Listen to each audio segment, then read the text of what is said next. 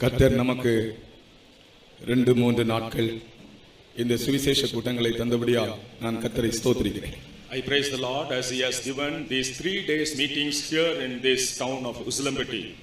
நம்முடைய பூர்வ பிதாக்கள் இதுபோல சுவிசேஷ பிரசங்கங்களை அந்தந்த இடங்களிலே நடத்தின வரலாறுகளை நாம் படிக்கும்போது, when we read the history of our forefathers where they conducted such meetings, இப்படிப்பட்ட மண்டபங்களோ தங்குகிற வசதிகளோ சாப்பாடோ எதுவுமே இல்லாமல் தான், அடிப்படை வசதிகள் எதுவும் இல்லாமல், மைக்கு லைட்டுகள் எதுவும் இல்லாமல் தான் இந்த ஊழியத்தை தொடங்கி இருக்கிறார்கள். They started this ministry without such halls, mic or other facilities and basic amenities. Pastor K C Varghese, தயவு செய்து என்னை கவனமாய் கவனிங்க. பாஸ்டர் கேசி வர்கீஸ் கோலார் தங்கவயல் என்ற இடத்துல எப்படி ஊழியத்தை தொடங்கினார் என்று என்னோடு ஒரு நாள் பேசிக் கொண்டிருந்தார். Pastor K.C. Varghese was talking to me about how he started the ministry at Kolar Goldfields. Karnataka மாநிலத்தில் இருக்கும் கோலார் தங்கவயலிலே நம்முடைய ஊழியம் எப்படி தொடங்கப்பட்டது என்று அவர் தொடக்க நாட்களிலே நடந்த சில காரியங்களை சொன்னார். He was sharing with me the incidents that occurred in the initial stage of our ministry at the Kolar Goldfields. ஒரு பகலெல்லாம் அவர் அங்கே சுற்றி அவருக்கு எந்த ஒரு நபரும் கிடைக்கவில்லை, ஒரு ஆள் கூட ரட்சிக்கப்படவில்லை. The whole day he was moving around and he couldn't meet anyone to be saved. Pentecost இந்த டிரெஸ்ஸை பார்த்தாலே மற்றவர்கள் பயந்து பக்கத்தில் கூட வர மாட்டார்களாம். Even looking at the garments of the Pentecostal people, others fearing them won't come near them even. அப்படி இருக்கும்போது ஒரு சகோதரன் இவருடைய வாயிலிருந்து பிறந்த வசனங்கள் மூலமாக இயேசுவை ஏற்றுக்கொண்டாராம். At that time, one brother, by the words that started from his mouth, accepted Jesus. அன்றைக்கே அவருக்கு ஞானஸ்நானம் கொடுக்க வேண்டும், ஞானஸ்நானம் தாருங்கள் என்று கேட்டாராம். On that day itself, he wanted to take baptism and asked for baptism. Pastor K C Varghese மட்டும்தான், only Pastor K.C. Varghese was there. அவர் இந்த ஞானஸ்நானம் கொடுக்க முடியாது. இந்த சகோதரனை கொண்டு பகலெல்லாம் காலையில எல்லாம் முழு பகலும் நடந்து அந்த சாயங்காலத்தில் தான் இந்த ஆத்மா கிடைக்கிறது, இவனுக்கு ஞானஸ்நானம் கொடுக்க முடியாது போகிறார். The whole day he had walked, only in the evening he met this soul and he was going to give baptism to him. போகிற வழியில ஒரு CSI வீடு தாண்டி போக வேண்டியதாக இருந்தது. On the way they had to go across a CSI family. அதிலே ஒரு வசனம் எழுதப்பட்டிருந்தது. CSI வீடு போல இவர் விளங்கிக் கொண்டார்.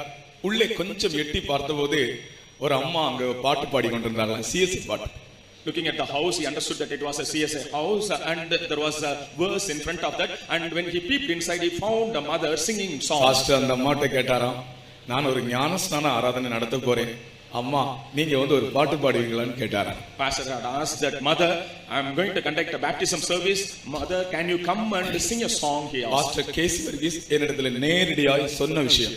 This is the matter that was shared to me by Pastor K.C. Varghese himself. அந்த CSI அம்மா பாஸ்டரோட போய் அந்த ஞானஸ்நானம் கொடுக்கிற அந்த குளத்து பக்கத்துல ஒரு CSI பாட்டு பாடினாங்க. That CSI mother near the lake where the baptism was given, she started singing a CSI hymn. அந்த சகோதரன் அன்றைக்கு முதலாவது ஞானஸ்நானம் எடுத்தார். அவர் சொன்னதான சரித்திரம் என்னவென்றால், அந்த CSI பாட்டு பாடினதான அந்த அம்மாவும் குடும்பமும் ரட்சிக்கப்பட்டார்கள். That brother took baptism later, and that mother also who sang the hymn took baptism. அப்படிதான் பிரியமானவர்களே இந்த ஊழியங்கள் தொடங்கப்பட்டன. In this manner these ministries started. Pastor K V Paul சிறு பையனாக இருக்கும்போது அவருடைய ஊழியத்தின் தொடக்க நாட்களிலே அவர் சொன்னார், என்னிடத்தில் ஒரு வார்த்தை சொன்னார், சாப்பாடு கிடையாது, இட்லி சாப்பிடணுமா இருந்தால் அதோ அந்த ஒரு வீடு, அந்த வீட்டுக்கு விசிட்டிங் போனாதான் இட்லி கிடைக்கும். அது எப்போதும் போனா வெக்கம், ஒரு மாசத்துல ஒரு தடவை அந்த வீட்டுக்கு போனால் ஒரு இட்லி கிடைக்குமோனேன்னு சொன்னார். Pastor K.V. Paul said that there won't be any food. In order to get idli, if we visit that house which is far away, we can get idli. அவருக்கு இட்லி கொடுத்த அம்மா கூட்டத்துக்கு வந்து கொண்டிருக்கும் போது இவர் அந்த அம்மா பார்த்து சொல்றார், இந்த அம்மா தான் எனக்கு இட்லி கொடுத்த அம்மா. When that mother would attend the meeting, he told, looking at the mother, only she gave me idli. அப்படித்தான் இந்த ஊழியம் தொடங்கப்பட்டது. In this manner this ministry was started. இன்றைக்கு அவர்கள் பாடுபட்ட, அவர்கள் நடந்த, அவர்கள் பிரயாசப்பட்ட அனைத்து இடங்களிலும் அநேக ஆத்துமாக்களை கர்த்தர் நமக்கு தந்திருக்கிறார். Today in all the places where they suffered and walked and did ministry, God has given a lot of souls to us. கர்த்தர் நம்முடைய ஊழியங்களை குறித்து மிகவும் கரிசனையாக இருக்கிறார். The Lord is much concerned about our ministry. நாம் ஏதோ கஷ்டப்படுகிறோம், அதை அப்படி அவர் கண்சாடையாய் விடுகிறதில்லை. And he does not hoodwink looking at our sufferings. இன்றைக்கு கூட இந்த உசிலம்பட்டியிலே நாம் நடந்து வந்தோம், கர்த்தர் நம்ம எல்லாரையும் கண்டார். The Lord watched us, we walking along the roads of Usilambatti today. எந்தெந்த வல்லமைகள் நம்மை எதிர்த்தது என்று கர்த்தர் கண்டார். The Lord saw all the powers that resisted us. அந்த வல்லமைகளை சிலுவையிலே அவர் தலையை நசுக்கி போட்டிருக்கிறார். And bruised the head of that power on the cross. அதற்காக கர்த்தரை ஸ்தோத்திரிப்போமாக. ஹalleluya, ஹalleluya, ஹalleluya, ஹalleluya. ஆமென், ஆமென், ஆமென், ஆமென், ஆமென், ஆமென். ஸ்தோத்திரம், ஸ்தோத்திரம், ஸ்தோத்திரம், ஸ்தோத்திரம், ஸ்தோத்திரம், ஸ்தோத்திரம், ஸ்தோத்திரம், ஸ்தோத்திரம். இன்றைக்கு என்னுடைய பிரசங்கத்தினுடைய சாராம்சம் இடி முழக்கம். Today the crux of my message is the thunder. யோவான் எழுதின சுவிசேஷம் 12ஆம் அதிகாரம் 28 29 வசனங்கள் வாசிப்போம். John 12th chapter 28th and 29th verses.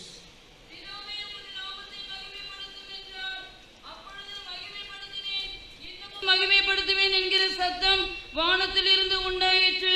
அங்கே நின்று கொண்டிருந்து அதை கேட்ட ஜனங்கள் இடி முழக்கம் உண்டாயிற்று என்றார்கள். வேறு சிலர் தேவதூதன் அவருடனே பேசினார் என்றார்கள். அங்கே நின்று கொண்டிருந்து அதை கேட்ட ஜனங்கள் இடி முழக்கம் உண்டாயிற்று என்றார்கள். The people therefore that stood by and heard it said that it thundered. கர்த்தருக்கு ஸ்தோத்திரம். Praise be to God. வேதத்தில் பல இடங்களிலே இடி முழக்கம் உண்டானதை பற்றி நாம் வாசிக்கிறோம். In the Bible we read about many occasions where there were thunders. இன்றைக்கு நான் எல்லா சந்தர்ப்பங்களையும் சொல்ல எனக்கு சமயம் இல்லை. Today I don't have time to say about all the occasions. ஆகையால் முடியுமானால் 3 சந்தர்ப்பங்களை உங்கள் முன்னே நான் வைக்கிறேன். And I present 3 occasions before you. அதிலே 3வது ஒரு சந்தர்ப்பம் தான் இப்பொழுது நாம் படித்த இந்த சந்தர்ப்பம். The third occasion is just now what we read. பிதாவே உமது நாமத்தை மகிமைப்படுத்தும் என்றார். அப்பொழுது மகிமைப்படுத்தினேன், இன்னமும் மகிமைப்படுத்துவேன் என்கிற சத்தம் வானத்திலிருந்து உண்டாயிற்று. அங்கே நின்று கொண்டிருந்து அதை கேட்ட ஜனங்கள் இடி முழக்கம் உண்டாயிற்று என்றார்கள். Father, glorify thy name. Then came there a voice from heaven saying, I have both glorified it and will glorify it again. The people therefore that stood by and heard it said that it thundered. இதை நான் உங்களுக்கு இதை குறித்து விவரத்தை முகரமாய் சொல்வதற்கு முன்னதாக முதலாவது எகிப்திலே உண்டான இடி முழக்கத்தை பற்றி உங்களுக்கு நான் சொல்லுகிறேன். Before explaining about this, I would say about the thunder that was heard in Egypt. யாத்ராகமம் 9ஆம் அதிகாரம் 23ஆம் வசனத்திலே எகிப்தில் இடி முழக்கம் உண்டானதாக நாம் வாசிக்கிறோம். In Exodus 9th chapter 23rd verse we read here there was thunder in Egypt. அதற்கு அப்பால் அப்படியே மோசே நான் சொல்றேன். அதன் பிறகு சீனாய் மலையிலே ஒரு இடி முழக்கம் உண்டானதாக நாம் வாசிக்கிறோம். Afterwards we read that at Mount Sinai there was a thunder. அது யாத்ராகமம் 19ஆம் அதிகாரத்தில் சொல்லப்பட்டிருக்கிறது. And about that it is said in Exodus 19th chapter. அதற்கு பின்பு பெலிஸ்தியர்கள் மேல் இடி முழக்கம் உண்டாயிற்று என்று 1 சாமுவேலிலே ஒரு சம்பவத்தை வாசிக்கிறோம். Afterwards we read in 1 Samuel that there were thunders on the Philistines. இப்பொழுது நாம் வாசித்தது 4வது சந்தர்ப்பம். What we read is the 4th occasion. இன்றைக்கு கூடிய மட்டும் இந்த 4 சந்தர்ப்பங்களையும் குறித்து நான் உங்களோடு பேச விரும்புகிறேன். As far as possible I would like to share with you these 4 things today. ஒவ்வொரு இடங்களிலும் இடி முழக்கம் உண்டானது ஒவ்வொரு தேவனுடைய ஒரு அனுபவத்தை காண்பிக்கிறது. The thunder at every place shows the experience of God. உலகத்தின் சகல வல்லமைகளும் உலகத்தின் சகல அதிகாரங்களும் தேவனால் உண்டானவைகள். All the powers and authorities are made by the Lord in the world. இடி முழக்கம் கூட அது தேவனால் உண்டானது. Even the thunder was created by God. ஆனால் இந்த இடி முழக்கம் ஒவ்வொரு இடத்திலும் வெவ்வேறு நோக்கங்களோடு அந்த சத்தம் உண்டாயிருக்கிறது. But in different places this thunder, the noise of the thunder was heard in different levels. முதலாவது எகிப்திலே உண்டான இடி முழக்கத்தை பற்றி வாசிப்போம். First of all let us read about the thunder at Egypt. 9ஆம் அதிகாரம் 23ஆம் வசனம். 9th chapter 23rd verse. அப்படியே மோசே தன் கோலை வானத்துக்கு நேராக நீட்டினான். அப்பொழுது கர்த்தர் இடி முழக்கங்களையும் கல்மழையையும் அனுப்பினார். அப்பொழுது கர்த்தர் இடி முழக்கங்களை அனுப்பினார். Then Lord sent thunder. இது எகிப்தில் உண்டான வாதைகளில் ஒன்றாக இருக்கிறது. This was one of the plagues that came on Egyptians. இந்த இடி முழக்கத்தின் நோக்கம் தன் ஜனமாகிய இஸ்ரவேலுக்கு ஒரு விடுதலையை கொடுப்பது அல்லது ஒரு ரட்சிப்பை கொடுப்பதுதான் இந்த இடிமுழக்கத்தின் நோக்கம். The intention of sending this thunder is to give a deliverance to his people, the Israelites. 430 வருடங்கள் எகிப்தில் இருந்த ஜனங்கள் ஒரு 400 வருடங்கள் எகிப்தில் அடிமைகளாகவே வாழ்ந்தார்கள். These people, those who were in Egypt for 430 years, they were slaves there for 400 years. தேவன் அவர்களுக்கு கானான் தேசத்தை தருவேன் என்று சொன்னார். ஆனால் அவர்களுடைய வாழ்க்கையோ அடிமைத்தனமாக இருந்தது. The Lord promised them that he would give the land of Canaan, but their life was in slavery. அவர்களுக்கு எகிப்திலிருந்து விடுதலையை தரும்படியாக, ரட்சிப்பை தரும்படியாக தேவன் எகிப்தில் 10 வாதைகளை அனுப்பினார். In order to give deliverance and salvation to them from Egypt, God sent 10 plagues on Egypt. அந்த 10 வாதைகள் உங்களுக்கு தெரியும்தானே? You know about the 10 plagues. முதலாவது தண்ணீர் இரத்தமாக மாறியது. First of all, the water was turned to blood. Nile நதியின் தண்ணீர் இரத்தமாக மாறியது. The water of the Nile became blood. மோசே தன் கோலினால் நதியை அடித்தான். நதியின் தண்ணீர் இரத்தமாக மாறியது. Moses beat the river, the water with his staff, and the water became blood. Nile என்ற அந்த வார்த்தைக்கு father of life என்ற பெயர் உண்டு. For the river Nile, the meaning is father of life. எகிப்தியர் அந்த நதியை ஒரு தெய்வமாகத்தான் எண்ணி வந்தார்கள். Egyptians considered that Nile as a god. ஆனால் இப்பொழுது அந்த நைல் நதியின் தண்ணீர் இரத்தமாக மாறிவிட்டது. But now the water of the Nile had become blood. கொஞ்சம் நீங்கள் யோசித்து பாருங்கள். இந்த ஒரு கப்பிலே தண்ணீர் வைத்திருக்கிறோம். இந்த தண்ணீர் இரத்தமாக இருந்தால் எப்படி இருக்கும்? Just imagine the water in that cup becomes blood, how it will be. உங்கள் வீட்டு கிணறு இருக்கிறதே, உங்கள் வீட்டில் இருக்கிற கிணற்றின் தண்ணீர் இரத்தமானால் எப்படி இருக்கும்? If the water in the well in your house becomes blood, how it will be? Nile நதியின் தண்ணீரே இரத்தமாக விட்டால் எப்படி இருந்திருக்கும் பாருங்கள். If the water in Nile river had become blood, how it would have been? அது முதல் வாதை. That was the first plague. இரண்டாவது வாதை யாத்ராகமம் 8ஆம் அதிகாரம் 2ஆம் வசனத்தில் சொல்லப்பட்டிருக்கிறது. எகிப்து தேசமெல்லாம் தவளைகள் வந்ததாம். In Exodus 8:2 it is said that the whole land of Egypt there were முழு frogs. எகிப்து தேசமும் தவளை வந்து விட்டதாம். In the whole of Egypt there were frogs. ஒரு முறை திடீரென்று என்னுடைய ரூமுக்குள்ளாலே கொஞ்சம் தவளைகள் வந்து விட்டது. Suddenly into my room some frogs entered. அது மழைக்காலம். It was a rainy day. என்னுடைய ரூம் லோ லெவல்ல இருந்தபடினால் தவளைகள் எல்லாம் அந்த மழைக்காலத்துல வந்து ரூமுக்குள்ள ஏறிவிட்டது. As my room was in a low level, the frogs came into my room. ஒரு தவளை பிடித்தால் 10 தவளைகள் உள்ள வருகிறது. When we caught one, 10 frogs entered. பெரிய சிரமப்பட்டு தான் அன்றைக்கு அந்த தவளைகளை வெளியே அகற்றினோம். With a great difficulty we removed the frogs from the room. நான் உட்கார்ந்து யோசித்தேன், அன்றைக்கு எகிப்து தேசமெல்லாம் தவளைகள் வந்தபோது எப்படி இருந்திருக்கும்? Then I thought how the frogs when they came into Egypt, how it would have been. இந்த தவளைகள் என்ன தெரியுமா? You know what these frogs இந்த are? தவளைகளையும் கூட எகிப்தியர்கள் தெய்வமாக வணங்கி வந்தார்களாம். The Egyptians were worshipping even the frogs as their gods. அதற்கு frog gods என்று பெயர். And they were called frog gods. அவர்கள் இந்த தவளையை கூட தெய்வமாக எண்ணினார்கள். They considered even the frogs as their god. எதை தெய்வமாக எண்ணினார்களோ அதுவே அவர்களுக்கு வாதையாக மாறியது. What they considered as god became a plague to them. மூன்றாவது வாதை 8ஆம் அதிகாரம் 17ஆம் வசனத்தில் சொல்லப்பட்டிருக்கிறது. பேன்கள். About the third plague, it is said in 8:17 that they were lice. அது என்ன சார்? அந்த மூன்றாவது வாதை எகிப்து தேசமெங்கும் பேன்கள் உண்டாயிற்று.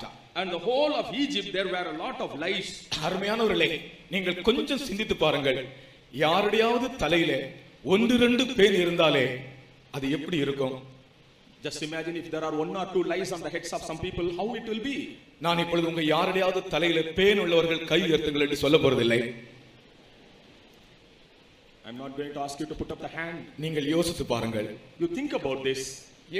ரூமிலே இல்லை, வழியிலே இல்லை, வேற எங்குமே இல்லை, தலையிலே அது வெளியே கூட தெரிகிறதில்லை. தலையிலே கொஞ்சம் பேன் இருந்தாலே எப்படி இருக்கும்? பேன் உள்ளவர்கள் சிந்தித்து பாருங்கள். Not in the room, not in the way, but if the lice are found on the head, how it will be. இந்த பேன்கள் எகிப்து தேசம் முழுவதும் வந்ததாம். These lice are found in the whole of Egypt. அது தேவன் அனுப்பின வாதை. That was a plague sent by God. இது கூட அவர்கள் தெய்வங்களாக எண்ணின ஒன்று. This was also one among the gods for them. இந்த பேன்களை அவர்கள் இன்செக்ட் காட் என்று அவர்கள் எண்ணி வந்தார்கள். They consider the lice as the insect god. அவர்கள் எதை தெய்வம் என்று எண்ணினார்களோ அதுவே அவர்களுக்கு வாதையாக மாறிவிட்டது. What they considered as god became a plague to them. எகிப்து தேசத்தில் 4வது உண்டான வாதை வண்டுகள். The fourth plague that came into Egypt were the wasps. 8ஆம் அதிகாரம் 24ஆம் வசனத்திலே படிக்கிறோம். We read about that in 8th chapter 24th verse. வண்டுகள் எகிப்து தேசம் எல்லாம் வந்ததாம். The swarm of flies came over the whole of Egypt. சில வேளைகளிலே திடீரென்று மழை பெய்தால் அந்த கூட்டம் நடக்கும்போது இந்த வெளிச்சத்திற்கு வெளியே இருக்கிற வண்டுகள் எல்லாம் உள்ளே வந்து விடுகிறார்கள். Sometimes when it rains for this light, the insects and the flies will come inside. நமக்கு அது தாங்க முடியாத ஒரு தொந்தரவாக மாறி விடுகிறது. That will be an unbearable nuisance. அப்படி என்றால் தேவன் அனுப்பின வாதையாக இந்த தேசம் எல்லாம் வண்டுகள் நிறைந்தால் அது எப்படி இருந்திருக்கும் என்று நீங்கள் யோசித்து பாருங்கள். If it is so, if the flies are sent as a plague into the nation, how it will have been. ஐந்தாவது வாதை கொள்ளை நோய். The fifth plague is pestilence. யாத்ராகமம் 9ஆம் அதிகாரம் 3ஆம் வசனத்திலே ஐந்தாவது வாதையை பற்றி படிக்கிறோம். In Exodus 9th chapter 3rd verse we read about the pestilence. இந்த கொள்ளை நோயினால் அநேக மிருக ஜீவன்கள் மாண்டன. Because of this pestilence many animals perished. ஆறாவது வாதை கொப்புளங்கள். And the sixth one is boils. 9ஆம் அதிகாரம் 10ஆம் வசனத்திலே படிக்கிறோம். We read about that in 9th chapter 10th verse. எகிப்து தேசமெங்கும் பயங்கரமான கொப்புளங்கள் உண்டாயிற்று. The whole of Egypt there were a lot of boils. நம்முடைய விசுவாசி ஒரு சகோதரி சரீரமெல்லாம் கொப்புளம் வந்து கஷ்டப்பட்டதை நான் இப்பொழுது நினைக்கிறேன். I think about one of our believer sisters was suffering from boils all over her body. இப்படியே பார்த்து கொண்டிருக்கும்போதே அவர்களுடைய தோல் அப்படியே ஸ்வெல்லிங் ஆகி பலூன் மாதிரி அப்படியே கொப்புளமாகும். Even while watching, her skin will erupt as a boil like a balloon. ஒரு குறிப்பிட்ட அளவு ஸ்வெல்லிங் ஆகும்போது அது அப்படியே உடையும். When a particular stage of swelling comes, it will break. அந்த தண்ணீர் எங்கெல்லாம் படுகிறதோ அங்கெல்லாம் கொப்புளம் வரும். Wherever the water falls, the boils will erupt. அந்த சகோதரிக்காக நாங்கள் விசுவாச வீட்டில் எத்தனையோ நாட்கள் ராத்திரி 10 மணிக்கு நானும் என்னுடைய சகோதரிமாரும் உட்கார்ந்தால் அந்த ராத்திரி முழுவதும் முழங்காலில் நின்று கைகளை உயர்த்தி அந்த சகோதரிக்காக ஜெபித்தோம். அந்த சகோதரி இன்றைக்கு ஜீவனோடு இருக்கிறார்கள். For that sister, me and the sisters in the faith home throughout the night will stand on knees, raising the hands, will pray, and now she is healed and alive. அது அவர்களுக்கு உண்டான ஒரு வாதை. That was the plague that came to her. அந்த ஒரு ஆளுக்கு அப்படி அந்த கொப்புளம் வந்தபோதே எங்கள் எல்லாருக்கும் இவ்வளவு பயங்கரமாக தெரிந்தது. அப்படி என்றால் எகிப்து தேசம் எல்லாருக்கும் இப்படி ஒரு கொப்புளம் வந்தால் எப்படி இருக்கும்? If when one was suffering like that, we all suffered with her. If the boil had come whole of Egypt, how ஏழாவது வாதைதான் இடி முழக்கம். The seventh plague is thunder. அதை நாம் இப்பொழுது இந்த வசனத்தில் வாசித்தோம். About that we read here in this verse. எட்டாவது வாதை வெட்டுக்கிளி. The eighth plague is locust. 10ஆம் அதிகாரம் 13ஆம் வசனத்திலே வாசிக்கிறோம். We read about that in 10th chapter 13th verse. ஒன்பதாவது வாதை காரிருள். The ninth one is utter darkness. 10ஆம் அதிகாரம் 22ஆம் வசனத்திலே வாசிக்கிறோம். Read about that in 10th chapter 22nd verse. 10வது வாதைதான் தலைப்பிள்ளை சங்காரம். The 10th one is the slaughter of the firstborn. இந்த 10 வாதைகளும் எகிப்திலே அனுப்பப்பட்ட நோக்கமே தன் ஜனத்தை எகிப்தின் அடிமைத்தனத்திலிருந்து ரட்சிக்க வேண்டும் என்பதே. The intention of sending all the 10 plagues on Egypt is to deliver his people from Egypt. அதிலே முக்கியமாக இடி முழக்கம் என்கிற வாதை தன் ஜனத்தை விடுவிக்கும்படியாக ரட்சிக்கும்படியாக தேவன் அனுப்பின வாதைகளில் ஒன்று. The most important one of them is the thunder that Lord sent to deliver his people. தன் ஜனத்தை ரட்சிக்க வேண்டும் என்று தேவன் விரும்புகிறார். The Lord desires to deliver his people. ரட்சிப்பு என்பது தேவன் நமக்கு தருகிற ஒரு பெரிய ஒரு ஈவாக காணப்படுகிறது. Salvation is a great gift given to us by our God. இந்த இடத்திலே இடி முழக்கத்தின் மூலமாக அந்த ரட்சிப்பு உண்டானபடியினால் ரட்சிப்பு என்பது தேவ பலன் என்று நான் சொல்லுகிறேன்.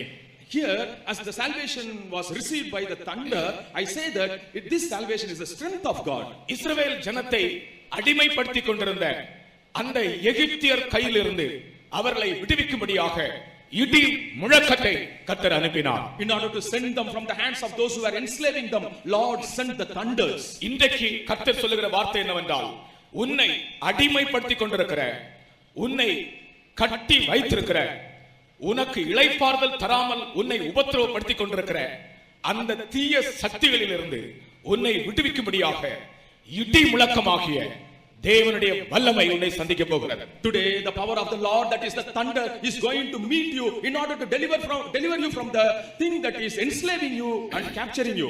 அந்த இடி முழக்கம் உன்னை கட்டி வைத்திருக்கிற, உன்னை அடிமைப்படுத்துகிற அந்த தீய சக்திகளுக்கு நியாய தீர்ப்பும் உனக்கோ ரட்சிப்புமாக மாறப்போகிறது. அல்லேலூயா. The thunder will give judgment to that thing that is enslaving you, and for you it is going to be a salvation. மனிதனை இன்றைக்கு பல தீய சக்திகள் அடிமைப்படுத்திக் கொண்டே இருக்கின்றன. Today many evil powers are enslaving man. மனிதன் தானாக விரும்பி ஒன்று செய்யவில்லை தீமையான காரியங்கள். Man doesn't do the evil things on his own desire. இன்றைக்கு நீங்கள் கேட்டீங்களே சாட்சி, அவனுடைய சிறுமை பருவத்திலே என்ன பயங்கரமான தீய சக்திகள் அந்த சிறுவனை பிடித்திருந்தது பாருங்கள். See, as you heard in the testimony, how terrible evil powers were enslaving that little boy. எகிப்தின் வல்லமைகள் இஸ்ரவேலரை அடிமைப்படுத்தின வண்ணமாக இன்றைக்கு அநேகரை பல தீய சக்திகள் அடிமைப்படுத்திக் கொண்டே இருக்கின்றன. As the power of Egypt were enslaving many people, today many evil powers are enslaving many people. கர்த்தர் அவைகளினின்று நம் அநேகரை ரட்சித்தார்.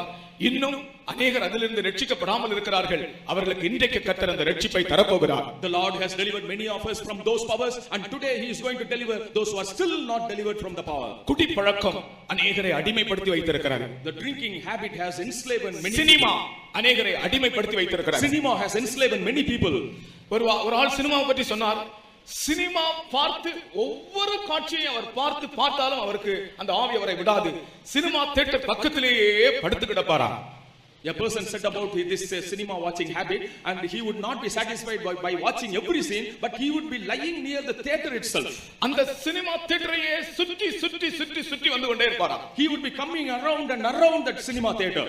அது ஒரு அசுத்த ஆவி, அவரை அடிமைப்படுத்தி இருந்த ஆவி. That was an evil spirit that had encaptured him. இன்றைக்கு அப்படிப்பட்ட ஆள் நான் டெலிவிஷனே பார்க்கிறதில்லை, எனக்கு கர்த்தர் சினிமாவில் இருந்து மட்டுமல்ல டிவியில் இருந்து எல்லாம் கர்த்தர் என்னை விடுவித்திருக்கிறார், நான் ரட்சிக்கப்பட்டேன் என்று சாட்சி சொல்லிக் கொண்டிருக்கிறார். Today such a person is testifying, saying that I do not watch even TV, and God has delivered me from all cinemas. சிலரை குடிப்பழக்கத்தில் ஆண்டவர் விடுதலையாக்கி இருக்கிறார். And God has delivered some from the drinking habit. எனக்கு தெரிந்தபடி ஒரு விசுவாசி big packet அடிக்கிறதுல ரட்சிக்கப்பட்டார், அதிலிருந்து விடுதலையாக்கப்பட்டார். I know a believer who was delivered from pickpocketing. அவர் சொல்றார், நான் பிக் பாக்கெட் அடிக்கிறது எப்படி என்றால், பஸ்ல நான் ஏறும்போது நான் ஒன்றும் கை போட மாட்டேன், நான் பக்கத்துல போய் நின்றாலே அவர்கள் பாக்கெட்டில் இருக்கிற பணம் என் பாக்கெட்ல வந்துவிடும். He would say that I won't use my hand to pick the purse, but when I go and stand beside them, their purse will come into my pocket. நான் ஒன்று கை போட வேண்டிய தேவையே இல்லை. I need not stretch my hand at all. நான் பக்கத்தில் போனால் போதும், அவர்களுடைய பாக்கெட்ல இருக்கிற பணம் என் பாக்கெட்ல வந்துவிடும், பர்ஸ் என் பாக்கெட்ல வந்துவிடும். Just I go near, their purse will come into my purse. அப்படிப்பட்ட மனிதன் ரட்சிக்கப்பட்டு இன்றைக்கு கர்த்தர், அவர் சொல்லுகிறார், நான் ஒரு பைசாவிலும் கர்த்தருக்கு உண்மையாக இருக்கிறேன் என்று சொல்லுகிறார். Such a person is saved, and he says that even in single paisa I am faithful to God. கர்த்தருடைய பரிசுத்த நாமத்துக்கு ஸ்தோத்திரம். Praise be to the holy name of the Lord. மனுஷருடைய இருதயத்திலிருந்து புறப்படுகிறதே மனுஷனை தீட்டுப்படுத்தும். That comes out of the heart of the man will defile him. மனுஷருடைய இருதயத்திற்குள்ள இருந்து பொல்லாத சிந்தனைகளும் விபசாரங்களும் வேசித்தனங்களும் அசுத்தம் கபடு காமவிகாரம் வன்கண் இப்படிப்பட்டதான காரியங்கள் எல்லாம் மனுஷனுடைய இருதயத்திலிருந்து புறப்பட்டு வருகின்றன. From the heart of man adultery, fornication and all other evil things come out.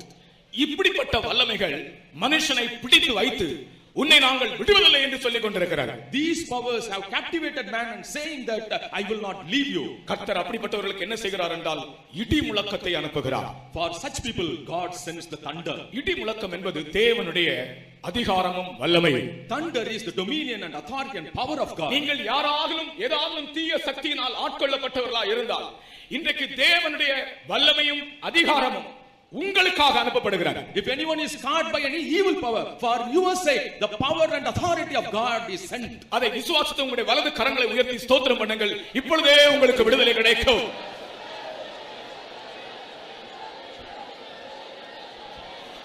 உங்களுடைய சத்தம் இடி முழக்கம் போல இருக்கட்டும். Let your voice be like a thunder. அந்த தீய சக்தியிலிருந்து நீங்கள் அந்த தீய சக்திகளை கர்த்தர் நியாயம் தீர்க்கிறார். The Lord is judging those evil powers. உங்களை பிடித்து ஆட்கொண்டு வைத்திருக்கிற அந்த வல்லமைகளை கர்த்தர் நியாயம் தீர்க்கிறார். The Lord judges the power that is dominating you. உங்களை வெளியே கொண்டு வருகிறார். He delivers you out. அதை விசுவாசித்து கொஞ்ச நேரம் ஸ்தோத்திரம் பண்ணுங்கள். Believing that you praise God for some time. இப்பொழுதே விடுதலை. Even now itself is deliverance. Hallelujah. Amen. Halabara. Shabalala. Riyabala. Ribala kashabala. இந்த சந்தர்ப்பத்தில் நீங்கள் கர்த்தரை துதிக்கிற இந்த சந்தர்ப்பத்திலேயே அந்த வல்லமைகளிலிருந்து உங்களுக்கு விடுதலை கிடைக்கிறது என்று தான் நான் பேசுகிறேன். I think that even at this moment when you are praising God, you will be delivered from those powers. அந்த எகிப்தின் ஆவி மிக கொடிய ஆவி. The spirit of Egypt is a terrible spirit. Egyptian என்றாலே மிகவும் கடினமானவன். Egyptian itself, he is a very hard person. Saudi அரேபியாவிலே வேலை செய்கிற ஒரு ஆள் நம்முடைய விசுவாசி லீவுக்கு வந்திருந்தார். A believer who is working in Saudi Arabia came here for vacation. அவரிடத்திலே நான் கேட்டேன், உங்களுடைய வேலை எல்லாம் எப்படி இருக்கிறது என்று கேட்டார். I asked about him about his work. நான் கேட்டேன். I asked him about the work. அப்பொழுது அவர் சொன்னார், என்னுடைய பாஸ் ஒரு ஈஜிப்சியன் என்று சொன்னார். He said that my boss is an Egyptian.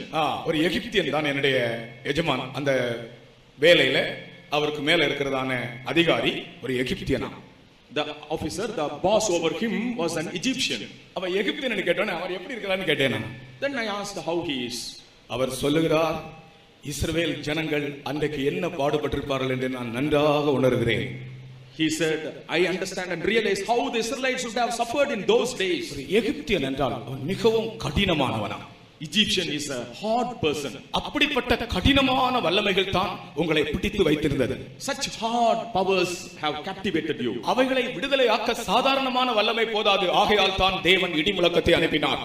To be delivered from them, ordinary power is not sufficient. That's why God sent the thunder. அந்த தேவனுடைய வல்லமைக்காக திரும்பவும் கரங்களை உயர்த்தி ஸ்தோத்திரிப்போமாக.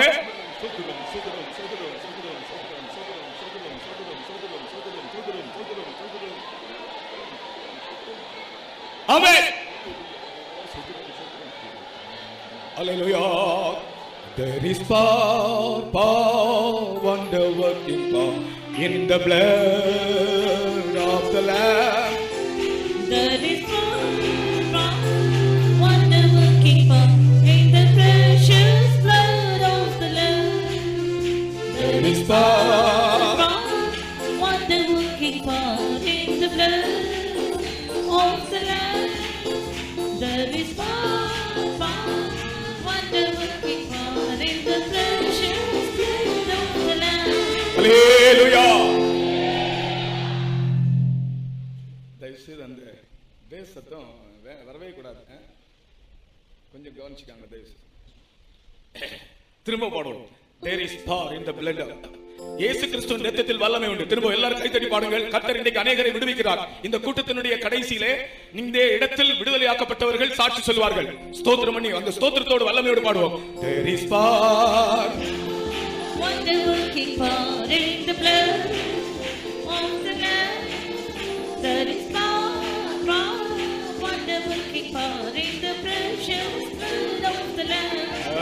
வல்லமை உண்டு, அற்புத வல்லமை இயேசுவே இரத்தத்தில் வல்லமை உண்டு, அற்புத வல்லமை ஆட்டை தூட்டி இரத்தத்தில் வல்லமை உண்டு, அற்புத வல்லமை இயேசுவே இரத்தத்தில் வல்லமை உண்டு, அற்புத வல்லமை ஆட்டை தூட்டி இரத்தத்தில் வல்லமை உண்டு, அற்புத வல்லமை இயேசுவே இரத்தத்தில் வல்லமை உண்டு, அற்புத வல்லமை ஆட்டை தூட்டி இரத்தத்தில்.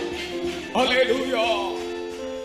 ஒரு மனிதனுக்கு ஆண்டவர் ரட்சிப்பை கொடுக்க ஒரு நாள் தேவையில்லை, ஒரு வாரம் தேவையில்லை, ஒரு மாதம் தேவையில்லை, ஒரு க்ஷணம் போதும். To give salvation to man, God doesn't need 1 day or 1 week or month, but just a moment will do. அவர் சொல்ல ஆகும், அவர் கட்டளையிட நிற்கும். As he says it will happen, and as he commands it will come to happen. அந்த வல்லமை அவனை தொடும்போது அவனுடைய ஆத்மா விடுவிக்கப்படுகிறது. When the power touches him, his soul is delivered. இன்றைக்கும் கர்த்தர் இந்த உசிலம்பட்டி பிரதேசத்திலே அந்த வல்லமை அனுப்பி கொண்டிருக்கிறார். Even in this region of Usulamati, God is sending that power. அது நம்மை பிடித்து வைத்திருக்கிற வல்லமைகளை நியாயம் தீர்க்கிற தேவ சக்தி. And that is the power of God that will judge the powers that have captivated us. Father Paul Kadambavanam என்றான ஒரு ஆளை பற்றி நான் படித்தேன். I read about a person called Paul Kadambavanam. Ball Kadambavanam. Paul Kadambavanam. Father Paul Kadambavanam அவருடைய ரட்சிப்பை பற்றி படித்தேன். I read about his salvation. அவர் ஒரு இந்து சன்னியாசி. And he was a Hindu mendicant. சன்னியாசியாக இருந்தவர். And he was a sannyasi. அவருடைய அந்த தன்னுடைய வாழ்க்கையிலே வெறுப்படைந்து உண்மையான ஒரு கடவுளை தேடி அவர் புறப்பட்டார். he got frustrated with his life. In search of a true God, he started. தன்னுடைய வாழ்க்கையிலே அவர் செய்த அனைத்து ஆராதனைகளும் பூஜைகளும் தன்னுடைய வாழ்க்கையில் ஒரு விரக்தியை தான் உண்டாக்கியது. அமைதியே இல்லை வாழ்க்கையிலே. All the pujas and worships he made in his life brought frustration, and there was no peace in his life. ஒரு நாள் ஒரு கிறிஸ்தவ கூட்டம் இது போல நடந்து கொண்டிருந்தது. அங்கே அவர் வந்தார். One day such a Christian meeting was going on, and there he came. ஓலை குடிசையில் தான் அது நடக்கிறது கூட்டம். The meeting was conducted in a thatched shed. ஓலை குடிசைக்கு வெளியே நின்று அந்த ஓலையில் இருக்கிற ஓட்டை வழியாக உள்ளே எட்டி பார்த்து கொண்டே இருந்தாராம். And through the gap in the thatches he was peeping inside.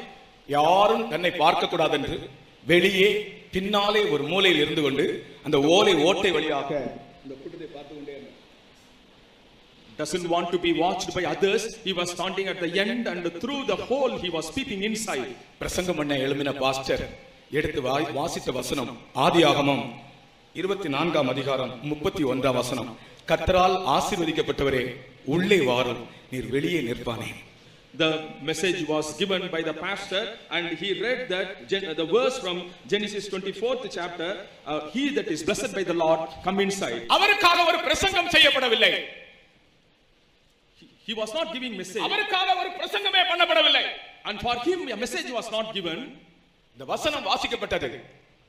This verse was read. தேவனுடைய வசனத்திலிருந்து ஒரு வல்லமை அவருடைய இதயத்துக்குள் புறப்பட்டு போயிற்று. From the word of God a power started from his heart. உள்ளே வந்தார். He came inside. அவர் என்ன தோற்றத்தில் இருந்தார் தெரியுமா? You know in what form he was? நெற்றியிலே பட்டை, கழுத்திலே உருத்திராட்ச கொட்டை. On his head there was ash, and around his neck there were garlands. நெற்றியிலே பட்டை பூசி இருந்தார். On his head there was ash, கழுத்திலே ருத்ராட்ச மாலை இருந்தது. and around his neck there were these beetle. உள்ளே வந்தார். He came inside. தன்னுடைய ருத்ராட்ச மாலையை அறுத்து வீசினார்.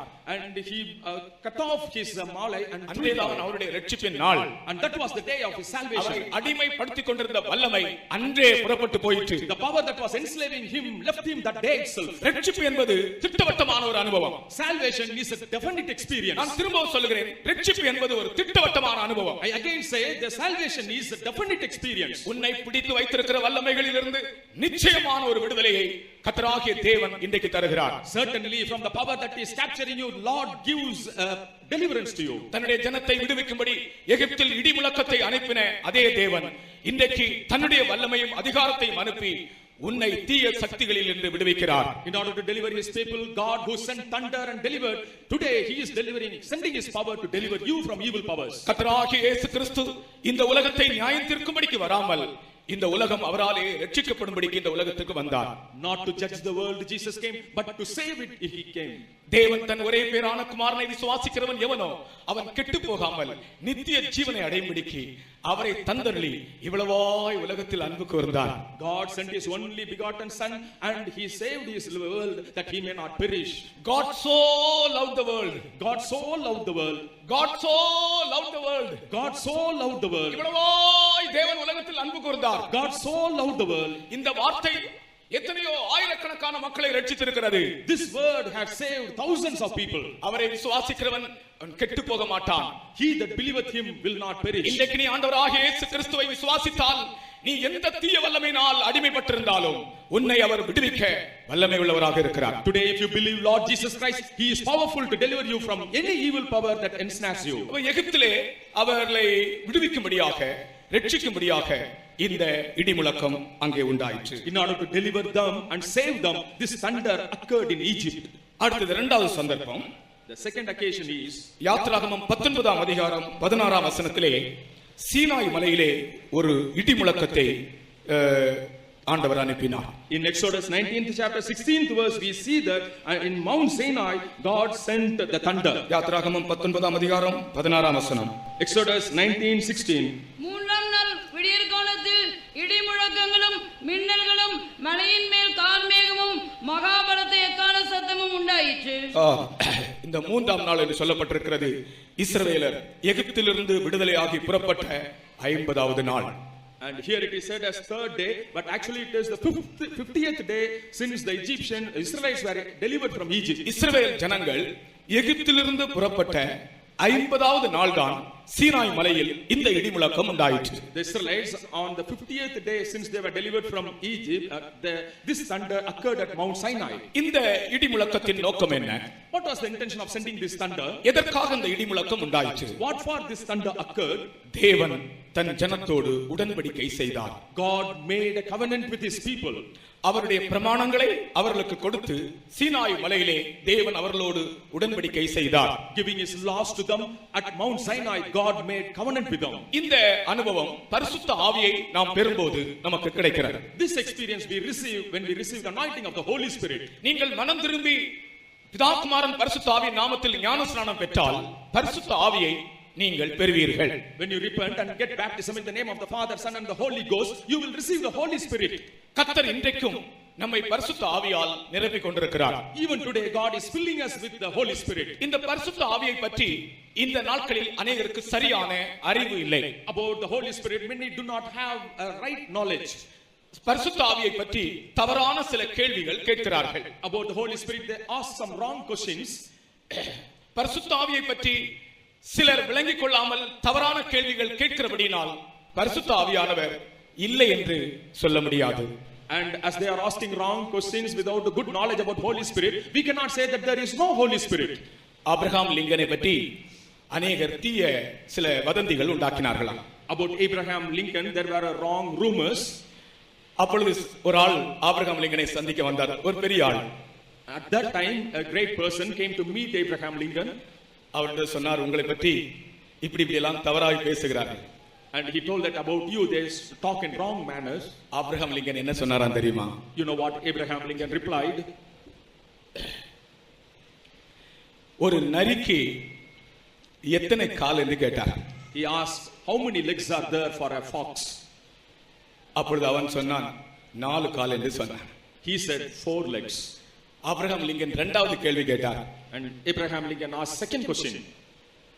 ஒரு நரியுடைய வாலையும் கூட சேர்த்து ஒருவன் கால் என்று சொன்னால் அந்த நரிக்கு எத்தனை கால் என்று கேட்டார். If anyone along with the tail of the fox asks how many legs are there? அப்பொழுது அவன் சொன்னான் 5 கால் என்று சொன்னான். Then he said 5 legs. அவர் சொன்னார் அதுதான் தப்பு. He said that is wrong. ஒருவன் ஒரு நரியுடைய வாலை கூட கால் என்று சொன்னால் கால் 5 ஆகி விடுமா? If anyone tells the tail is a leg, will the legs become 5? அவன் தவறாக வாலை கால் என்று நினைக்கிறான், ஆனால் கால் 4 தான். Wrongly he thinks the tail is leg, but the legs are only 4. பரிசுத்த ஆவியை பற்றி அநேகர் தவறான விளக்கங்கள் வைத்திருக்கிறார்கள். About the Holy Spirit many have wrong ideas. பரிசுத்த ஆவியானவர் திரித்துவ தேவனில் மூன்றாவதானவர். The Holy Spirit is the third of the triune God. பிதா குமாரன் பரிசுத்த ஆவியானவர் என்ற திரித்துவ தேவனை தான் நாம் வணங்குகிறோம். We worship the Father, Son and the Holy Ghost, the triune God. பிதாவை ஒருவன் ஒருபோதும் கண்டதில்லை. None has seen the Father. அவரை கண்டு உயிரோடு இருந்ததும் இல்லை. Having seen him, none is alive. அவரை இந்த உலகத்திற்கு வெளிப்படுத்தும்படியாய் வந்தவர் தான் குமாரனாகிய தேவன் கிறிஸ்து. In order to manifest the Father, Christ came and he is the Son. சூரிய கிரகணத்தை வெறும் கண்ணால் பார்க்காதீர்கள் என்று பேப்பர்ல போட்டிருந்தார்கள். In the papers it was written that not to see the solar eclipse with the naked eyes. சூரியனை வெறும் கண்ணால் பார்க்காதீர்கள். Don't see the sun with your naked eyes. அப்ப எல்லா பள்ளியில் உள்ள மாணவ மாணவிகள் எல்லாரும் அதற்காகவே ஸ்பெஷல் கிளாसेस வைத்து சூரிய கிரகணத்தை பார்த்து கொண்டே இருந்தார்கள். And the school children with the special glasses were watching the solar eclipse. காரணம் என்ன? வெறும் கண்ணால் பார்த்தால் அவர்களுக்கு கேடு உண்டாகும். The reason is if they see with the naked eyes they will be affected. அப்படி என்றால் இந்த சூரியனை உண்டாக்கின தேவனை நாம் பார்க்க முடியுமா? If it is so, can we see the Lord God who created the sun? அவர் எப்படி மகிமையாக இருப்பார்? How glorious he will be. இந்த சூரியனை நீங்கள் பகல் 12 மணிக்கு போய் நின்று இப்படி பார்க்க முடியுமா? At 12 o'clock noon can you go and see the sun? அப்படி என்றால் இந்த சூரியனை சிருஷ்டித்த தேவன் எவ்வளவு மகிமையாக இருப்பார்? If it is so, the Lord God who created the sun, how glorious he will be. அவரை இந்த உலகத்திற்கு வெளிப்படுத்த வந்தவர்தான் குமாரனாகிய கிறிஸ்து.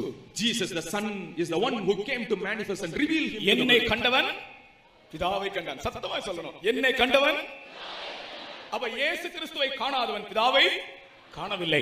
He that has not seen Jesus Christ has not seen the Father. அவர் அதரிசனமான தேவனுடைய தற்சரூபமாக இந்த உலகத்துக்கு வந்தார். He came as the image of the unseen God. அவருடைய சுபாவம் பிதாவை இந்த உலகத்துக்கு வெளிப்படுத்தியது. His character and nature revealed the Father to the world. என் மூலமாகவே அல்லாமல் ஒருவனும் பிதாவண்டை வரான் என்று சொன்னார். Except me, none can come to the Father, he said. கர்த்தருக்கு ஸ்தோத்திரம். Praise be to God. 33 வருடம் இந்த உலகத்தில் ஜீவித்தார். He lived in this world for 33 and a half years. 3 வருடம் ஊழியம் செய்தார். He did the ministry for 3.5 years. தன்னுடைய ஊழியத்தை முடித்து அவர் பரலோகத்துக்கு பிதாவினிடத்தில் சென்றார். Accomplishing his ministry, he went to the Father in the heaven. கர்த்தருக்கு ஸ்தோத்திரம். Praise be to God. நான் போகிறேன் என்று சொன்னபோது சீஷர்கள் துக்கப்பட்டார்கள். When he said that he was going, the disciples were grieved. அவர் சொன்னார், நான் போகாதிருந்தால் தேற்றரவாளன் வரார்.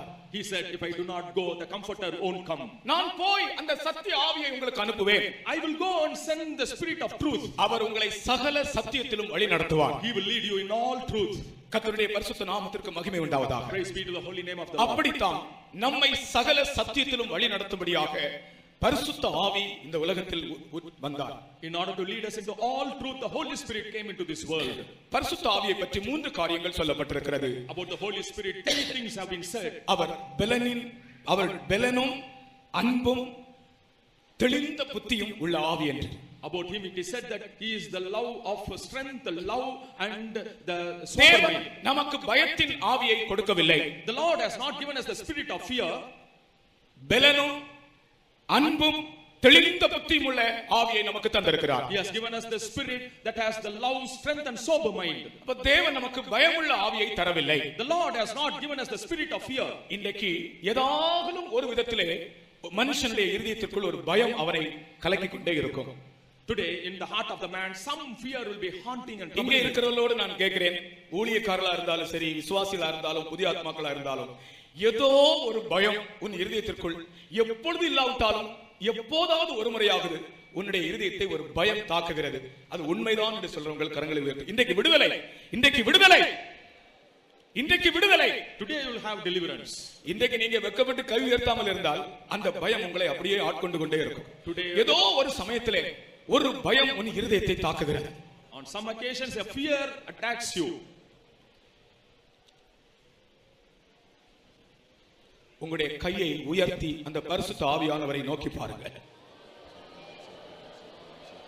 தேவன் நமக்கு பயமுள்ள ஆவியை கொடாமல், The Lord has not given the spirit of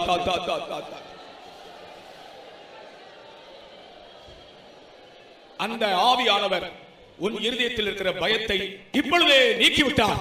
The spirit has removed the fear from your heart now itself. ஆமென். விசுவாசிக்கிறவன் பதறான்.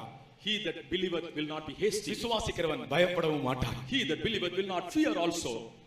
நாம் பயப்படுவதற்கு தேவன் நமக்கு பயத்தின் ஆவியை தரவில்லை. That we may fear. The Lord has not given us the spirit of fear. இந்த ஆவி பெலனும் அன்பும் தெளிந்த புத்தியும் உள்ள ஆவி. And this spirit is the spirit of love, strength and sober mind. பெலன் என்பது ராஜாவின் அபிஷேகம். Strength is the anointing of the king. அன்பு என்பது ஆசாரியனின் அபிஷேகம். Love is the anointing of the priest. தெளிந்த புத்தி என்பது தீர்க்கதரிசியின் அபிஷேகம். Sober mind is the spirit of the prophet. ஆமென். அபிஷேகம் பெற்றவர்கள் ராஜாக்கள். Those who are anointed are kings. அபிஷேகம் பெற்றவர்கள் ஆசாரியர்கள். Those who are anointed are the priests. அபிஷேகம் பெற்றவர்கள் தெளிந்த புத்தியுள்ள தீர்க்கதரிசிகள். Those who are anointed are the prophets with sober mind. கர்த்தருடைய அபிஷேகம் உன்னை இந்த 3 விதமான மனுஷனாய் மாற்றுகிறது. The anointing of the Lord changes you in these 3 manners. அந்த பரிசுத்த ஆவி நம்மை பலப்படுத்துகிறார். The Holy Spirit strengthens us. நம்மை ஒரு ராஜாவாக மாற்றுகிறார். He makes us a king. ஒரு ராஜா எப்போதும் பலசாலியாகத்தான் இருக்க வேண்டும். A king should be strong always. உன்னுடைய வாழ்க்கையிலே பல பலவீனங்கள் காணப்பட்டது. But in your life there are many weaknesses. உன்னுடைய சரீரத்தில் நீ குண்டுகுண்டா இருந்தாலும், though in your body you are heavy and strong, உன்னுடைய சரீரத்தில் நீ குண்டுகுண்டா இருந்தாலும், though in your body you are fat, உன்னுடைய ஜீவியத்திலே நீ ஒரு கோழை, ஒரு பயந்தாங்கொள்ளி. in your life you are a coward, timid. உனக்கு பலன் இல்லை. You don't have strength. இந்த பரிசுத்த ஆவியானவர் என்ன செய்தார் என்றால் உன்னை பலசாலியாக மாற்றுகிறார். The Holy Spirit makes you a strong person. கர்த்தருக்கு ஸ்தோத்திரம். Praise be to God. உன்னை ஒரு ராஜாவாக மாற்றுகிறார். He makes you a king. எந்த ராஜாவும் பலவீனமாக இருக்க மாட்டான். No king will be weak. மதுரையில நான் அப்படியே வண்டியில போகும்போது சில இடங்கள்ல அந்த பழைய ராஜாக்களுடைய போட்டோ பார்த்து அந்த ஸ்டாச்சு வச்சிருக்காங்க. சில பழைய ராஜாக்கள் சட்டை கூட போடல, ஒரு இதுதான் உடுத்தி இருக்கிறார். வயிறு உள்ள இருக்கிறது, ஒரு பெரிய வாள். When I go around Madurai city, I had seen the statue of king with the protruding belly and a big sword. ஒரு பெரிய வாள் அப்படி வச்சிருக்காரு. He would be having a big long sword. அவர் ஒரு ராஜா. He is a king, ஒரு பெரிய மனுஷன், a big person. அப்ப அந்த நாட்கள்ல என்ன, And what was there in those days? நல்ல தைரியசாலிகள், They were bold and courageous people சரீரத்தில் நல்ல பலசாலிகள், and strong in the body. அவங்க வைத்திருந்த பட்டயத்தை, அந்த வாளை நம்ம கையில தூக்குங்கன்னா நம்ம தூக்குறதுக்கே நமக்கு பலம் இருக்காது. Even we won't have strength to lift the sword they had even. Mysore Maharaja உபயோகித்த அவருடைய வாள் Mysore பேலஸ்ல வைக்கப்பட்டிருக்கிறார். The sword used by Mysore king is kept in the palace. அந்த வாளை அப்படியே கொஞ்சம் அசைத்து பார்த்தேன். I tried to move that sword. அவ்வளவு வெயிட்டா இருக்கிறது. It was so heavy. அப்ப அந்த வெயிட்டான வாளை, அந்த அவ்வளவு கனமான வாளை கையில தூக்கி வெட்ட வேண்டும் என்றால் அவர்கள் எவ்வளவு ஸ்ட்ராங் ஆட்களா இருப்பாங்க. To lift that heavy sword and to cut people, how strong they would have been. அவர்களை கர்த்தர் பலசாலிகளாய் மாற்றினார். The Lord made them strong people. ராஜாக்கள் பலசாலிகள். The kings are strong. பலவீனனா இருந்தால் மற்ற ராஜா வந்து அவனை மேற்கொண்டு விடுவான். If they are weak, the other kings will come and overcome them. கர்த்தருக்கு ஸ்தோத்திரம். Praise be to God. அந்த நல்ல வீரமுள்ளவர்களாக இருப்பார்கள். They will have good courage. கட்டபொம்மனை பற்றி ஒரு சரித்திரம் சொல்வார்கள். And about Kattabomman there is a history. அவன் கோட்டை எங்கே கட்டினானாம்? You know where he built his fortress? ஒரு நாள் 7 நாய்கள் சேர்ந்து ஒரு முயலை துரத்தி கொண்டே போனான். One day 7 dogs were chasing a rabbit. இந்த முயல் இந்த 7 நாய்களுக்கு தப்ப ஓடி ஓடி ஓடி ஓடி பயந்து ஓடிக்கொண்டே இருந்ததாம். And this rabbit was fearing these dogs and running. ஒரு குறிப்பிட்ட இடம் வந்தபோது முயல் திரும்பி 7 நாய்களை துரத்தியதாம். At one appointed place the rabbit turned back and chased back the 7 dogs. அந்த இடத்தில் தான் அவன் கோட்டை கட்டினானாம். Only in that place he built his castle. அந்த 7 நாய்களையும் ஒரு முயல் துரத்தியதாம். And one rabbit chased the 7 dogs. அந்த இடம் ஒரு வீரமான இடம் என்று சொல்லி அங்கே தன்னுடைய கோட்டையை கட்டினானாம். Thinking that that place was a courageous place, he built his fortress. பரிசுத்த ஆவியானவர் உன்னை ஒரு வீரனாய் மாற்றுகிறார். The Holy Spirit makes you a strong, courageous person. எல்லா பயந்தாங்கொழிகளும் ஒரு அல்லேலூயா சொல்லுங்க.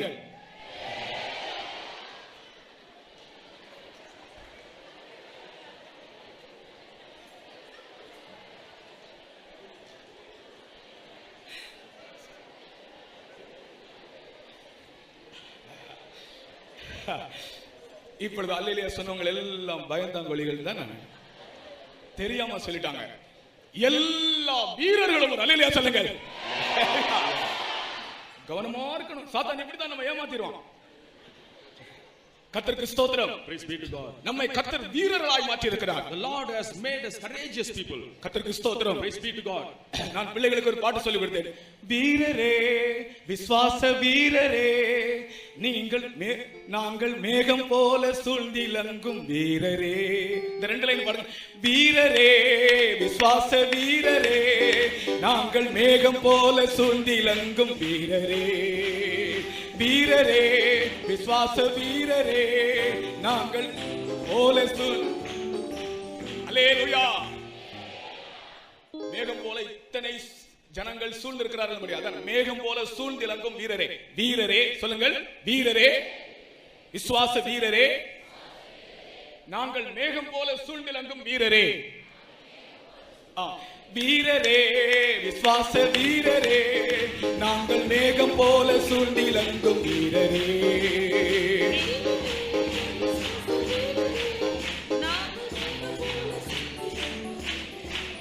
கர்த்தருடைய நாமத்துக்கு ஸ்தோத்திரம். Praise be to the name of the Lord. இதுல மீதி உள்ளதை இன்னொரு நாள் உங்களுக்கு சொல்லி தருகிறேன். விசுவாசத்தால் ராஜ்யமே ஜெயித்தவர்களே, விக்கினமம் அக்கினியை வென்றவர்களே, விசுவாசத்தால் ராஜ்யமே ஜெயித்தவர்கள். இப்படியே நம்மை வீரர்களாய் மாற்றுகிறார் பரிசுத்த ஆவியானவர். The Holy Spirit is making us courageous warriors in this manner. இப்பொழுது எல்லாம் பயந்தாங்கொழிகள் ஒரு அல்லேலூயா சொல்லுங்கள். யாரும் கிடையாது. பார்த்தீங்களா? கர்த்தர் நம்மை தெளிந்த புத்தி உள்ளவர்களாய் மாற்றி விட்டார்.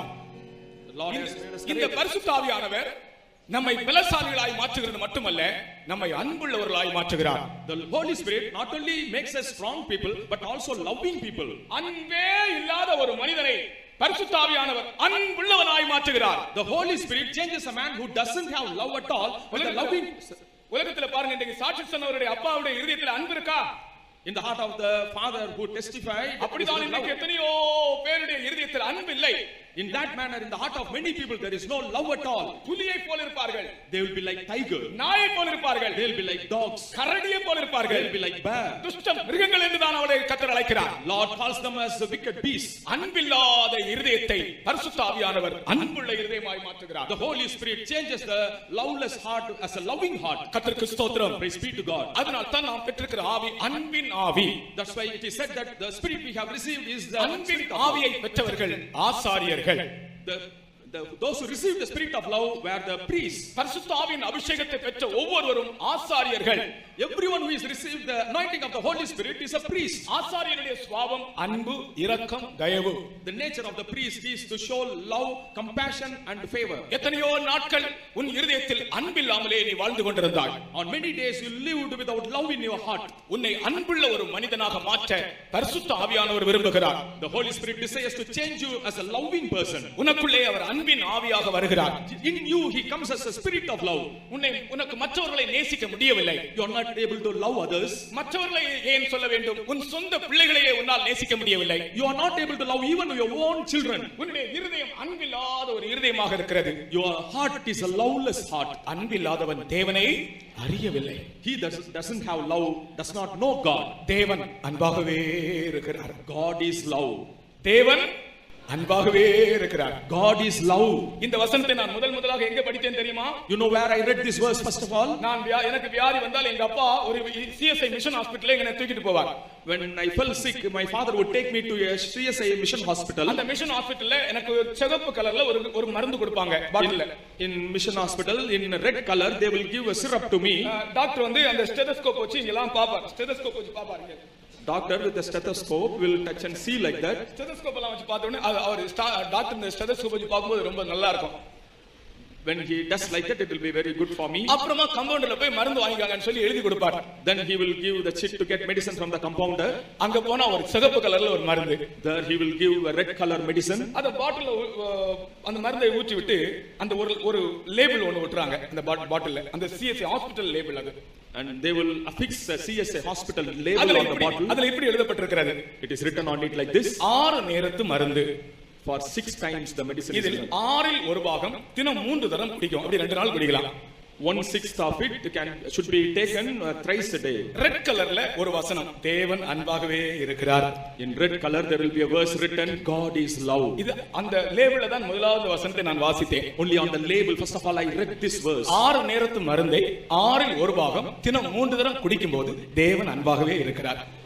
1/6 of that thrice I would take and God is love I will read. அதனுடைய அர்த்தம் என்னவென்றால், உன்னுடைய வியாதியை குணமாக்க அவர் அன்பாய் இருக்கிறார் என்றுதான் அதனுடைய அர்த்தம். The meaning is he is loving to cure you of your sickness. நான் அதை அப்படித்தான் விளங்கிக் கொள்கிறேன்.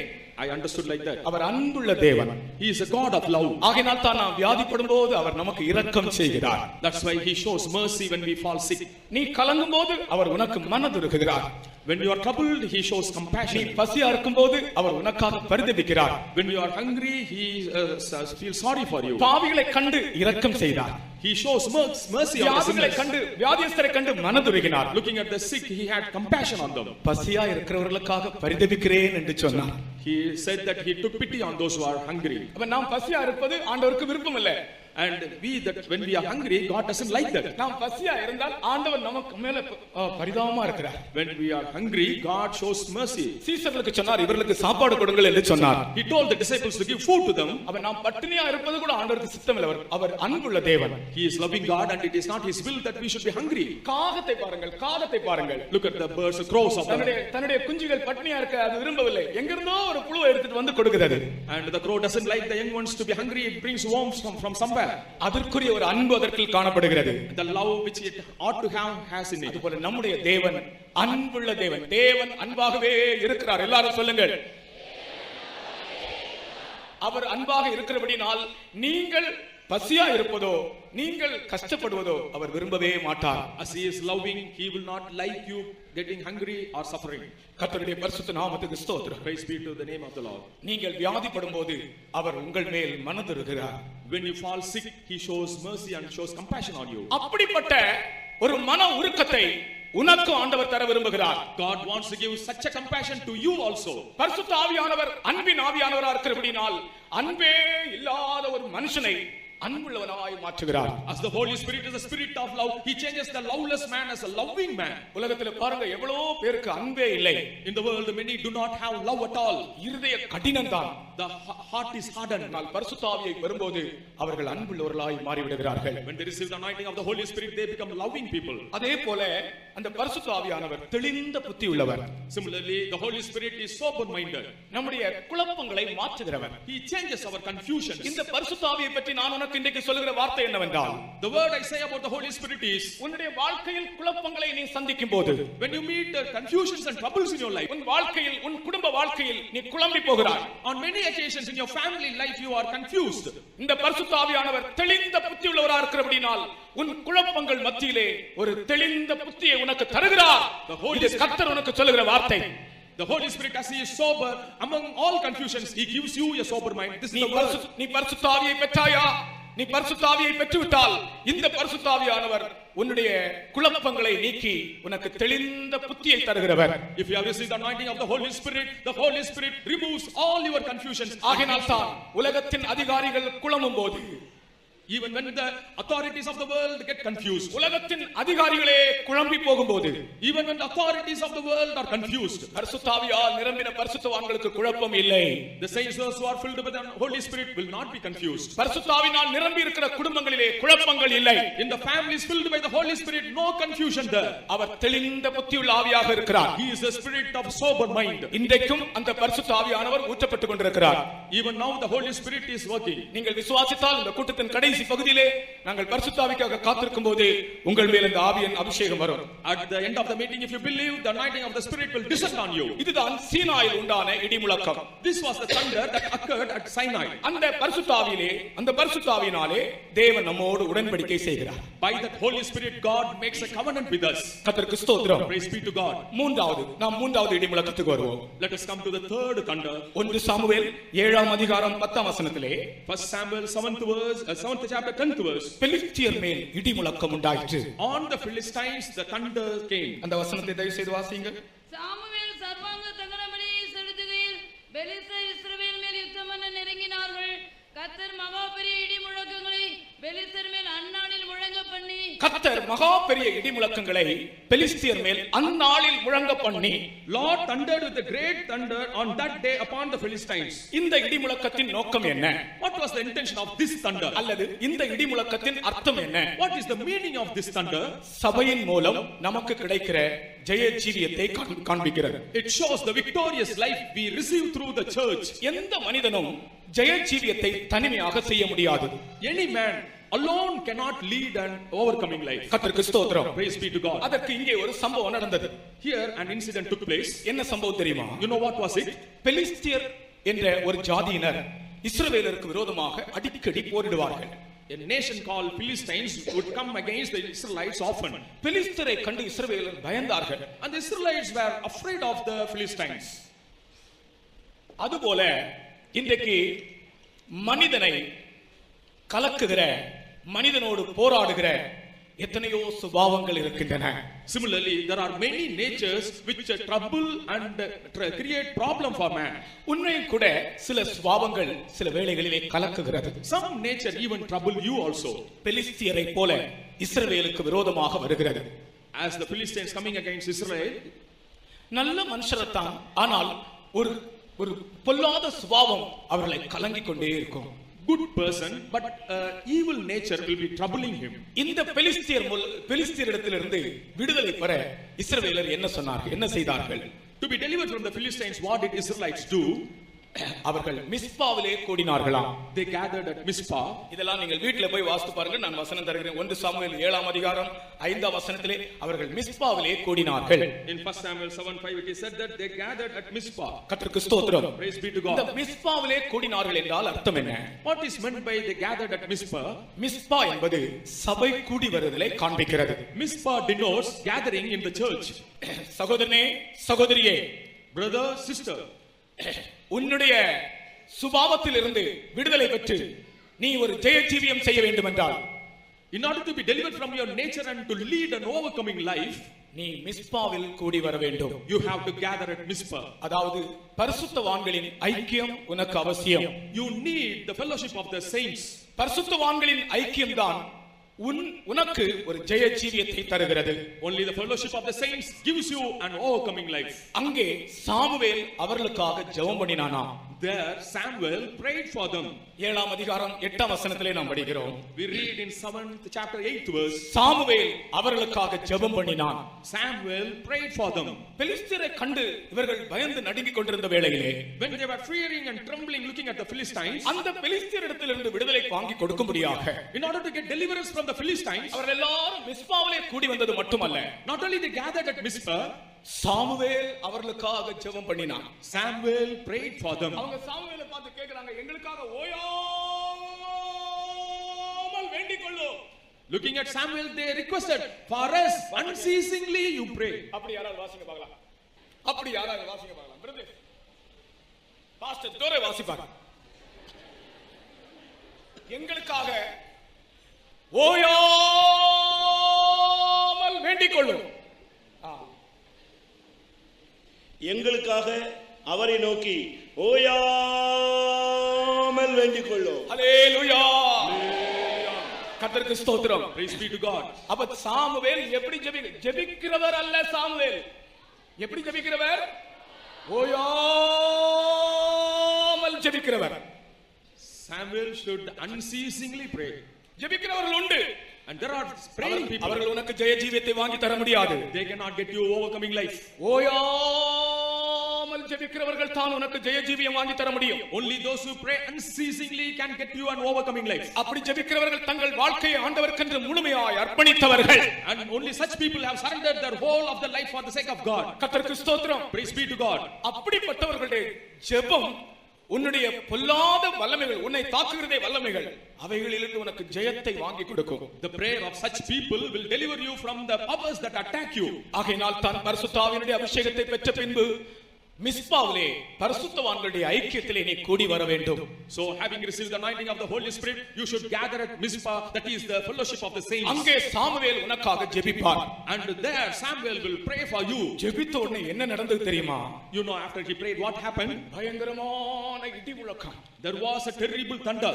பெலிஸ்தியர் மேல் இடி முழக்கம் வந்தது. On the Philistines there was thunder. பெலிஸ்தியர் மாண்டார்கள். The Philistines perished. உனக்கு விரோதமாய் கிரியை செய்து கொண்டிருக்கிற அந்த பொல்லாத ஆவிகள், அந்த வல்லமைகளை ஆண்டவர் நியாயம் தீர்க்கிறார். The Lord judges all the evil spirits that work against you. இந்த இடத்திலே இடி முழக்கம் உனக்கு ஜெய ஜீவியத்தை தரும்படியாக, முதலாவது நாம் படித்தது ரட்சிப்பு, விடுதலை. இந்த இடத்திலே உனக்கு ஜெய ஜீவியத்தை தரும்படியாக இடி முழக்கத்தை கர்த்தர் அனுப்புகிறார். Here God sends thunder that he may give overcoming life to you. உன்னை ஒரு நாள் ரட்சிக்கும்படி இடி முழக்கத்தை அனுப்பின அதே தேவன் இப்பொழுது உனக்கு ஜெய ஜீவியம் தரும்படியாக இடி முழக்கத்தை அனுப்புகிறார். God who sent the thunder to save you today, to give overcoming life, he sends the thunder. நான் சுருக்கமாக ஒன்று கூட சொல்லி முடிக்கிறேன். Briefly I say one thing and conclude. நாம் வாசித்த பகுதி யோவான் 12ஆம் அதிகாரம் 29ஆம் வசனத்திலே, In John அங்கே ஒரு இடி முழக்கம் உண்டாயிற்று. In John 12:29 there was a thunder. என்ன இடி முழக்கம் அது? What thunder it was? தேவனுடைய சத்தம். That was the voice of God. என்ன சத்தம்? What voice? மகிமைப்படுத்தினேன். I will glorify. இன்னமும் மகிமைப்படுத்துவேன். I will glorify more. மகிமைப்படுத்தினேன். I glorified. இன்னமும் மகிமைப்படுத்துவேன். And I will glorify it again. கர்த்தருக்கு ஸ்தோத்திரம். Praise be to God. இந்த சத்தத்தை கேட்ட உடனே பக்கத்தில் நின்ற அனைவரும் இடி முழக்கம் என்று சொன்னார்கள். The people who heard the voice said that it was thunder. இந்த இடத்திலே இடி முழக்கம் என்பது தேவனுடைய சத்தத்தை காண்பிக்கிறார். Here the thunder denotes the voice of God. கர்த்தர் உனக்காக பேசுகிறார். God speaks for you. என்ன பேசுகிறார் தெரியுமா? You know what he speaks? மகிமைப்படுத்துவேன் என்று சொல்கிறார். He says I will glorify. மனிதனை மகிமைப்படுத்துவதுதான் தேவனுடைய நோக்கம். The intention of God is to glorify man. நான் திரும்பவும் சொல்லட்டும். I repeat, மனிதனை மகிமைப்படுத்துவதுதான் தேவனுடைய நோக்கம். the intention of God is to glorify man. பாருங்கள், இன்னைக்கு கேட்டனே சாட்சியில நீங்க பாருங்க, In the testimony we heard, எப்படிப்பட்ட ஒரு பையனை இன்றைக்கு எப்படிப்பட்ட ஒரு சாட்சியாக ஆண்டவர் மகிமைப்படுத்தி இருக்கிறார் பாருங்க. God has glorified what type of boy as what a glorious testimony. தேவன் மனிதனை மகிமைப்படுத்துகிறார். God glorifies man. Michael Angelo என்ற ஒரு சிற்பி இருந்தார். There was a sculptor called Michelangelo. அவர் ஒரு பெரிய கல் சிற்பி, கல்லே சிற்பத்தை உண்டாக்குகிறவர். And he would make sculptures. அவரும் அவருடைய நண்பனுமாக நடந்து போய் கொண்டிருந்தார்கள். And his friend and he were walking. நடந்து போய் கொண்டிருக்கும் போது பக்கத்துல வழியில ஒரு பெரிய பாறை. When they were walking, they saw a huge rock. ஒரு பெரிய பாறை, A huge rock. அப்ப மைக்கேல் ஆஞ்சலோ கேட்டார் தன்னுடைய ஃப்ரெண்ட், இது என்ன என்று கேட்டார். Michelangelo asked his friend, what is it? அவங்க ஃப்ரெண்ட் சொன்னா, இது ஒரு பெரிய பாறை. His friend said, it's a big rock. அவர் சொன்னார், இது பாறை அல்ல, இது ஒரு ஏஞ்சல், இது தேவதூதன் என்று சொன்னார். He said, it's not a rock, it's an angel. அவன் சொன்னா, இது பாறை, இது தேவதூதன் இல்லை, இது பாறை. He said, it's only a rock. கொஞ்ச நாளைக்கு பின்பு அதே நண்பன் அதே வழியிலே மைக்கேல் ஏஞ்சலோ கொண்டு வந்தார். கொண்டு வரும்போது அங்கே கண்ட பாறை ஒரு தேவதூதனாக நிற்கிறது. After a few days, Michelangelo brought the same friend, and that friend saw in the அந்த same rock. பாறையிலே அழகான ஒரு தேவதூதனை அவன் சிற்பம் கொத்தி விட்டான். In that rock, he had beautifully sculpted a beautiful angel. இப்படித்தான் தேவன் நம்மிலே கிரியை செய்கிறார். In this manner, God works in us. ஒரு பொல்லாத மனிதனை ஒரு பரிசுத்தவானாக மாற்றுகிறார். He changes a wicked person, a holy person. கர்த்தர் சொல்லுகிறார், உன்னை மகிமைப்படுத்துவேன். God says, I will glorify you. இந்த வார்த்தை இங்க இருக்கிற ஒவ்வொருவருக்கும் சொல்லப்படுகிற வார்த்தை. This word is said unto everyone who is present here. ஆனா உனக்கே நம்ப முடியல, உன்னை ஆண்டவர் மகிமைப்படுத்துவாரா என்று. Why you are not able to believe? நீ ஒரு பயங்கர குடிகாரனா இருந்தாய். You were a drunkard. ஒரு நல்ல ஜீவியம் செய்யாத ஒரு மனிதனாக இருந்தாய். You are a man leading a very bad life. கர்த்தர் உன்னை மகிமைப்படுத்துவேன் என்று சொல்கிறார். God says, I will glorify you. அது அந்த சத்தம் இடிமுழக்கத்தின் சத்தம். And that voice was the voice of thunder. அது தேவனுடைய power and authority. And that was the power and authority of God. தேவனுடைய வல்லமையும் அதிகாரமும் உன்னை மகிமைப்படுத்தும் என்றுதான் அதனுடைய அர்த்தம். The meaning is the power and authority of God will glorify you. இன்றைக்கு தேவனுடைய வேலையே, தேவன் செய்கிற கிரியையே ஒரு மனிதனை மகிமைப்படுத்துகிற வேலைதான். The work of the Lord is to glorify a man. எந்த மனிதனையும் அவர் மகிமைப்படுத்த முடியும். He can glorify any man. எப்படிப்பட்ட திருடனையும், any kind of thief, எப்படிப்பட்ட மோசமான பொல்லாத மனிதனையும், any kind of wicked bad person, அவர் மகிமைப்படுத்த முடியும். he can glorify. அதை என்னிலே அவர் செய்ய முடியும். And he can do that. அதை விசுவாசிக்கிற உங்களுடைய கைகளை, ரெண்டு கைகளை உயர்த்துங்கள் பார்க்கலாம். ஆமென். மகிமைப்படுத்துறதுக்கு இப்போ இடி முழக்கம் கேட்க வேண்டாமா? இடி முழக்கம். உன்னுடைய வாழ்க்கை, உனக்கு நீ ஒரு பொல்லாத மனுஷன், ஒரு பொல்லாத மனுஷி. You are a very உன்னை bad, பார்த்தால் இன்னைக்கு எத்தனை பேருக்கு பிடிக்கவில்லை? and you are a wicked person and many don't காரணம் like you. உனக்குள்ள இருக்கிறதான அந்த சுபாவம். The nature is the reason. கர்த்தர் உன்னை பார்த்து சொல்கிறார், மகனே உன்னை நான் மகிமைப்படுத்துவேன் என்று. Looking at you, God says, my son, I will glorify you. என் மகளே உன்னை நான் மகிமைப்படுத்துவேன் என்று. My daughter, I will glorify you. கர்த்தருக்கு ஸ்தோத்திரம். Praise be to God. இந்த வசனம், இந்த சத்தம் இடி முழக்கம் போல இருந்தது. This voice was like thunder. இதை நான் விசுவாசிக்கிறேன் என்று சொல்றவங்க எளிமையில் எழுங்க. All those who say that I believe this, என்னையும் கர்த்தர் மகிமைப்படுத்த முடியும். God can glorify me also. என்னையும் கர்த்தர் மாற்ற முடியும். God can change me also. என்னையும் கர்த்தர் பரிசுத்தப்படுத்த முடியும். God can sanctify me also. அவருடைய இடி முழக்கத்தை நான் விசுவாசிக்கிறேன். I believe his thunder. அவருடைய இடி முழக்கத்தை நான் கேட்கிறேன். I hear his thunder. அவருடைய சத்தமே அந்த இடி முழக்கம். His voice itself is that thunder. அந்த சத்தம் உன்னை மாற்றும். That voice will change you. கர்த்தராகிய இயேசு கிறிஸ்து மகிமை அடைந்தார். Lord Jesus Christ was glorified. அதுபோல உன்னையும் என்னையும் மகிமைப்படுத்துவதே அவருடைய நோக்கமாக இருக்கிறது. Like that, to glorify you and me is his intention. இதை விசுவாசிக்கிறவர்கள் இன்னும் கொஞ்ச நேரத்தில் பாருங்கள், ஒரு அபிஷேகம் நம்மை ஆட்கொள்வதை பார்ப்பீர்கள். All those who believe will see the power enchanting you. ஒரு நிமிடம் மௌனமாக இருங்கள். And let us be quiet for a moment. அந்த ஒரு நிமிடத்திலே ஒரு இடி முழக்கத்தை நீங்கள் காண்பீர்கள். In that 1 minute you will see a thunder.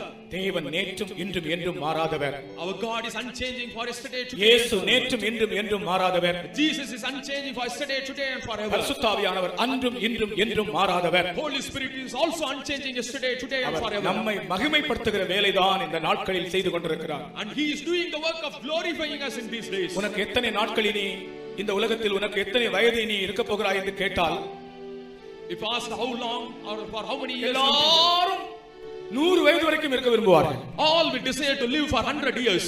ஒரு சின்ன பையனிடத்துல how old are you ன்னு கேட்டோம். How old are you?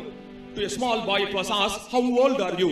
சாதாரணமாக அது கேட்கிற கேள்வி தான், அப்படிதானே? It was an ordinary question. Professor சொல்லுங்க, சாதாரணமாக அது கேட்கிற கேள்வி, how old are you? அந்த பையன் என்ன சொன்னான் தெரியுமா? அப்படி கேட்காதீங்க, how young are you ன்னு கேளுங்க. The boy replied, don't ask like that, you ask me how young I am. எனக்கு அதிசயமாய் போச்சு. I was wondering. அந்த பையன் சொன்னா, how young are you அப்படி கேளுங்க. The boy said, you ask me how young I am. நான் அதுல இருந்து சின்ன பசங்களை பார்க்கும்போது how young are you ன்னு தான் கேட்பேன். அவங்களுக்கு ஓல்ட் ஆக விருப்பமே இல்லை. They don't want to become old at all. ஆனால் நாம் ஓல்ட் ஆகத்தான் போகிறோம். But certainly we will become old. நான் இன்னும் ஒரு 20 வருஷம் இருப்பேன் என்று சொல்றவங்க எத்தனை பேருங்க? How many of you can say that you will live for 20 years? ஒருவேளை இந்த ராத்திரியிலே கர்த்தர் வருவார் அல்லது இந்த ராத்திரியிலே நம்மை அழைப்பார். And probably this night the Lord will come.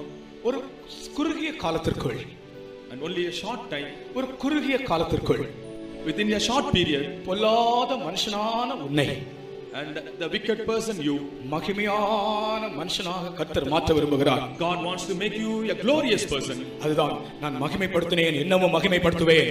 I glorified and I will glorify more. அந்த வேலையை விசுவாசித்து நீங்கள் ஒரு நிமிடம் மௌனமாக இருங்கள். அந்த ஒரு நிமிடத்திற்குள்ள ஒரு பெரிய இடி முழக்கத்தை காண்பீர்கள். அருமையான ஊழியக்காரரே, Dear workers of God, மனிதனை மகிமைப்படுத்துகிற ஊழியத்தை தான் கர்த்தர் நமக்கு தந்திருக்கிறார். God has given us the work of glorifying man. அதை இடி முழக்கமாக, தேவ சத்தமாக அதை கர்த்தர் வெளிப்படுத்துகிறார். The Lord reveals that as his voice and thunder. இடி முழக்கம் என்பது தேவனுடைய அதிகாரம். Thunder is the authority of God. அந்த அதிகாரத்துக்கு முன்பாக யார் நிற்க முடியும்? Who can stand before that authority? அந்த வல்லமைக்கு முன்பாக யார் நிற்க முடியும்? Who can stand before that power? அந்த வல்லமை உன்னை மகிமைப்படுத்த முடியும். That power can glorify you. பரிசுத்தமே இல்லாத உன்னை பரிசுத்தவானாக அவர் மாற்ற முடியும். It can make you a holy person who doesn't have holiness at all. ஒரு சின்ன காரியத்திற்கு கூட நீ விசுவாசிக்காத உன்னை விசுவாசம் உள்ளவனாய் உன்னை மாற்ற முடியும். It can change you a man of faith who doesn't have faith for even a small thing. உன்னுடைய சொந்த பிள்ளைகள் மேல் கூட உனக்கு நம்பிக்கை இல்லை, அப்படிப்பட்ட உன்னை விசுவாசம் உள்ள ஒரு ஆளாக உன்னை மாற்ற முடியும். You don't trust your own children and it will make you a man of faith. Pastor C John அவர்கள் ஒரு நாள் சொன்னார்கள், Pastor C. John said one day, அந்த பாவியாகிய ஸ்திரியை இயேசு அவளோடு பேசிக் கொண்டிருக்கும் போது, when Jesus was speaking to that sinful woman, இயேசுவினுடைய விசுவாசம், தேவகுமாரனுடைய விசுவாசம் அவளை பரிசுத்தவாட்டியாக மாற்றியதா.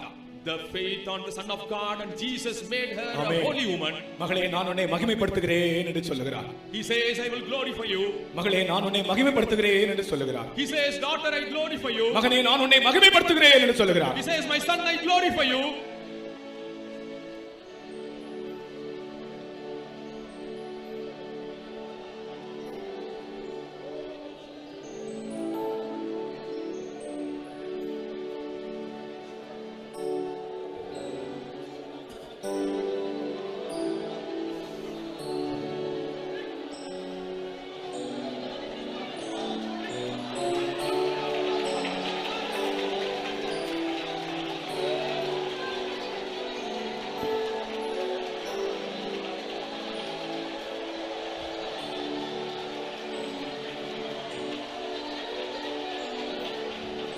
ஒப்புவித்தேன் இயேசுவே தப்பாதும் கைதளத்தில். ஜீசஸ்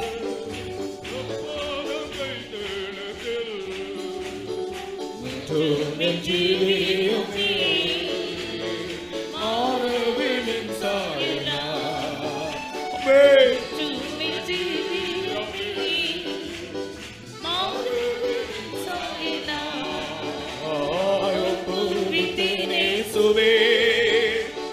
தப்பாதும் கைதளத்தில்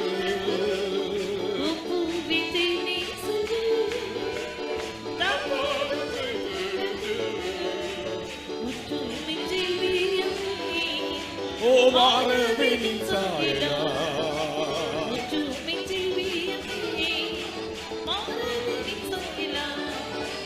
ஒப்புவித்தேன் இயேசுவே தப்பாதும் கைதளத்தில். ஒப்புவித்தேன் இயேசுவே ஜீவியமே மாறவினின் சாயலா. ஆமென். ராயித பக்கத்துல பஹாத்கலா. ராயித பஹாத்கலா பலா. சபார பஹாத்கலா கரால பௌஷர பலகத்துலா. ஆமென். தேவனுடைய பிள்ளையே, உன்னையே உனக்கு நம்ப முடியவில்லை. Dear child of God, you are not able to believe yourself. உன்னையே நீ நம்ப முடியவில்லை. You are not able to believe yourself. என்னை மகிமைப்படுத்துவாரா என்று தான் நீ நினைக்கிறாய். You doubt whether God will glorify you. இதோ ஒரு இடி முழக்கத்தின் சத்தம். Now he sends a thunder. நான் மகிமைப்படுத்தினேன், I will glorify you. இன்னமும் மகிமைப்படுத்துவேன். I will glorify you. அதை விசுவாசித்தால் இப்பொழுது ஒரு அபிஷேகத்தை உனக்கு கர்த்தர் தருவார். When you believe, God will give you an anointing. ஒப்புவித்தேன் இயேசுவே. எல்லாரும் கை தட்டு. தப்பாதும் கைதலத்தில். ஆமென்.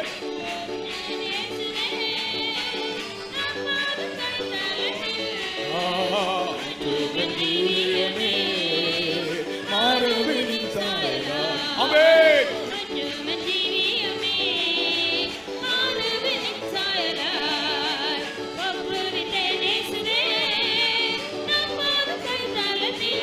ஆண்டவரே,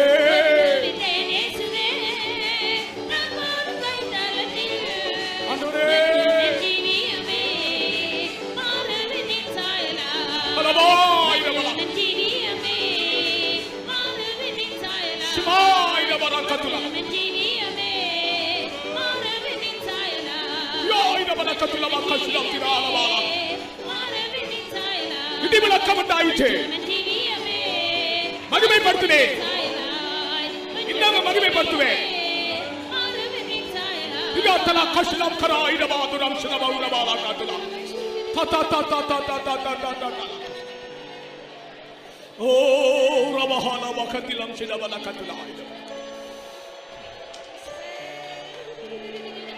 கர்த்தராகிய இயேசு கிறிஸ்துவின் மூலம் பிதாவானவர் தன் நாமத்தை மகிமைப்படுத்தினார். In those days, through Jesus Christ, the Father glorified His name. அவருடைய சிறுமை பருவத்திலே, And among, அவருடைய குழந்தை பருவத்திலே, in his childhood, அவர் அந்நியனை போல எகிப்திலே கொண்டு போகப்பட்டார். he was taken as a stranger to Jerusalem. அவர் பிறந்தபோது அவருக்கு சத்திரத்திலும் கூட இடமில்லை. அப்படி ஒரு தாழ்மையான பாதை. And it was a humble path. He couldn't even find a place to lay his head. ஒரு சத்தம் கேட்கிறது, நான் உன்னை மகிமைப்படுத்துகிறேன் என்று. He heard a voice, I will glorify you. உனக்கு ஒரு தாழ்மையான பாதை வரும்போது, உனக்கு ஒரு தாழ்மையான பாதை வரும்போது, When you have a humble path, கர்த்தர் அவருடைய நாமத்தை மகிமைப்படுத்துகிறார். God glorifies His name. அடுத்ததாக இயேசு கிறிஸ்து அவருடைய 30 வயது பருவத்திலே, Jesus Christ in his, 30 வயது பருவத்திலே when he was 30 years, ஞானஸ்நானம் பெற்றார். he took baptism ஞானஸ்நானம் பெற்று 3 வருடம் ஊழியம் செய்தார். and took baptism and did ministry for 3.5 years. அந்த நாட்களிலே அற்புதங்கள், மரித்தோரை எழுப்பினார், வியாதிஸ்தரை சுகமாக்கினார், அற்புத அடையாளங்கள், தன் நாமத்தை மகிமைப்படுத்தினார். He did wonders and rose those who are dead and glorified the name of the Father. அதுபோல ஒரு சந்தர்ப்பத்திலே கர்த்தர் உன்னை கொண்டு பெரிய காரியங்களை செய்வார். Similarly, on some occasion, God will do great things through you. ஆமென். அவருடைய ஊழியம் முடிந்தபோது When he completed his ministry, பாடுகளோடாக கொண்டு போனார். he was taken amid sufferings, நிந்தை, reproach, அவமானம், முள்முடி, ஓ வாரினால் அடி, he was beaten with a whip, பயங்கரமான நெருக்கங்கள். and he was afflicted. ஒவ்வொரு நெருக்கத்தின் மத்தியிலும் கர்த்தருடைய சத்தம் துணிக்கிறது, மகிமைப்படுத்தினேன், இன்னமும் மகிமைப்படுத்துவேன். Amidst every affliction, hear the voice of the Father, I will அதுபோல glorify you. ஆண்டவர் உன்னை பலவிதமான பாடுகளுடாய் கொண்டு போகும்போது பதறாதே, கலங்காதே, கர்த்தர் அவருடைய நாமத்தை மகிமைப்படுத்துகிறார். When God takes you through different paths, don't be troubled. God glorifies His name. கோபித்தேன் இயேசுவே, தப்பாதும் கைதலத்தில்.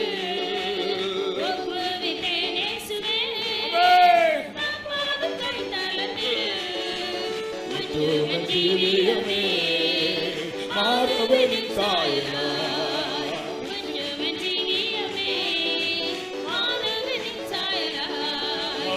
கோபித்தேன் இயேசுவே,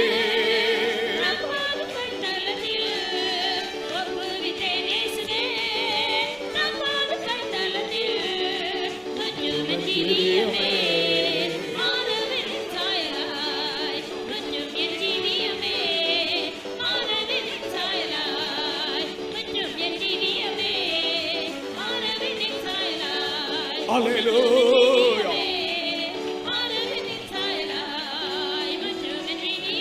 ஆண்டவர் உங்களில் சிலரை திட்டவட்டமாய் தொட்டிருக்கிறார். அப்படி தொடப்பட்டவர்கள் மட்டும் உங்களுடைய கைகளை உயர்த்துங்கள், மற்றவங்க கைகளை போடுங்க. ஆண்டவரால் இப்ப தொடப்பட்டவங்க மட்டும்.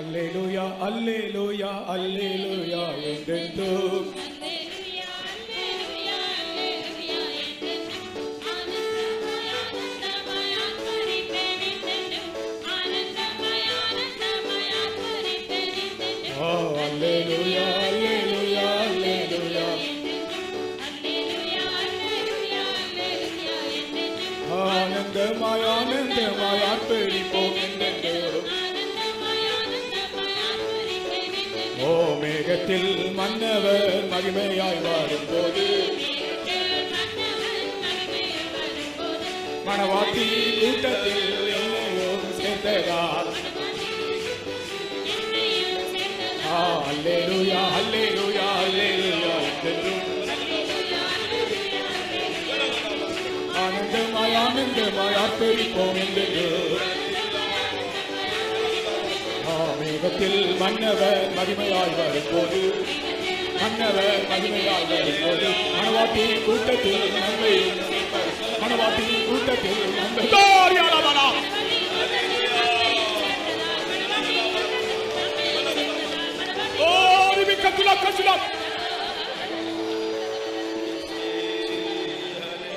என் பிள்ளைகளே, நான் உங்களோடு பேசுகிறேன். I speak unto you. இனி காலம் அதிகம் இல்லை. There is no much time hereafter. முடிவு சீக்கிரம் வரப்போகிறது. The end is at hand. நான் கிரியை செய்து கொண்டிருக்கிறேன். I am working. என் கரத்தை நான் உங்களுக்காக நீட்டி இருக்கிறேன். I stretch out my hand for your sake. என்னுடைய கரத்தின் நிழலிலே மறைந்து கொள்ளுங்கள். You hide yourself under the shadow of my hand. நான் உங்களை கடைசி வரைக்கும் பாதுகாப்பேன் என்று கர்த்தர் சொல்லுகிறார். I will lead you till the end, the Lord says. இடத்தில் மன்னவர் மகிமையாய் வரும்போது இடத்தில் மன்னவர் மகிமையாய் வரும்போது மணவாட்டி கூட்டத்தில் நன்மையும் சேர்த்ததால் அல்லேலூயா அல்லேலூயா அல்லேலூயாய் வரும்போது இடத்தில் மன்னவர் மகிமையாய் வரும்போது மணவாட்டி கூட்டத்தில் நன்மையும் சேர்த்ததால் கூட்டத்தில் நன்மையும் சேர்த்ததால்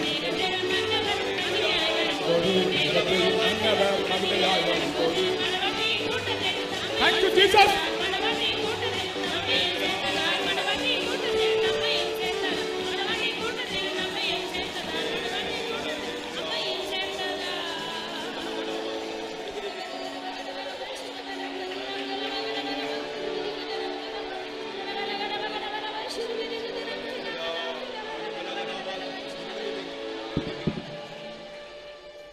முதல் கூட்டத்தை கர்த்தர் ஆசீர்வதித்தபடி நாள் ஸ்தோத்திரிப்போம். பவனிலே நடக்க உதவி செய்தபடியால் ஸ்தோத்திரிப்போம். திங்கள் செவ்வாய் 2 நாள் கூட்டங்களுக்காக ஸ்தோத்திரிப்போம். கடைசி காலமா இருக்கிறபடினால் எல்லா கூட்டங்களுக்கும் எல்லாரையும் நாங்கள் அழைக்கிறோம். எல்லாரும் வரும்படியாக ஸ்தோத்திரிப்போம்.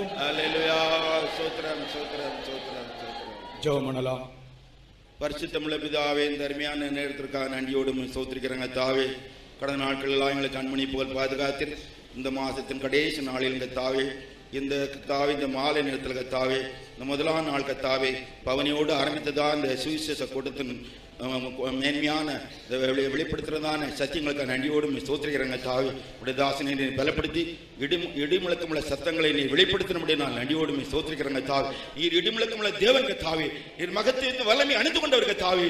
உடைய வார்த்தைகள் இடிமுழக்கமாய் எல்லாத்தையும் மேற்கொள்ளக்கூடியதாய் கத்தாவே, சகலத்தையும் சிருஷ்டிக்கக்கூடியதாய் கத்தாவே, நியாயத்திற்கு கொடுக்கக்கூடியதா இருக்கிறபடினாலே நன்றியோடு ஸ்தோத்திரிக்கிறேங்க தாவே. ஸ்தோத்திரம். அன்றைக்கு எகிப்திலே கத்தாவே இடிமுழக்கத்தின் தேவன் கிரியை செய்து கத்தாவே, அந்த பயங்கரமான அடிமைத்தர இஸ்ரவேல் ஜனங்கள் மீட்டெடுக்க முடியாது, ரட்சிக்க முடியாது, பாவத்திலிருந்தும் அடிமைத்தனத்திலிருந்து விடுதலையாக்க முடியாது தாவே. நம்முடைய இடிமுழக்கத்தின் வார்த்தையை வெளிப்படுத்துகத்தாவே, நம்முடைய கோலாய் வசனத்தின் மூலமாக மோசத்தின் மூலமாக வெளிப்படுத்துகத்தாவே, ரட்சிப்பை கட்டளையிட்டதற்காக நன்றியோடு ஸ்தோத்திரிக்கிறேங்க தாவே. அந்த வாதைகள் 10 வாதைகள் மூலமாக அந்த ஜனத்தை கத்தாவே நீர் ஆண்டவரை சந்தித்திருக்க தாவே ஸ்தோத்திரிக்கிறேங்க தாவே. நம்முடைய வல்லமையுள்ள கரம், நம்முடைய வல்லமையுள்ள கோல், நம்முடைய வல்லமையுள்ள சத்தம் அன்றைக்கு ரட்சிப்பை கட்டளையிட்டு எகிப்திலிருந்து விடுதலையோடு புறப்படுவர உதவி செய்ததுக்காக நன்றியோடு சோதிக்கிறங்க தாய்.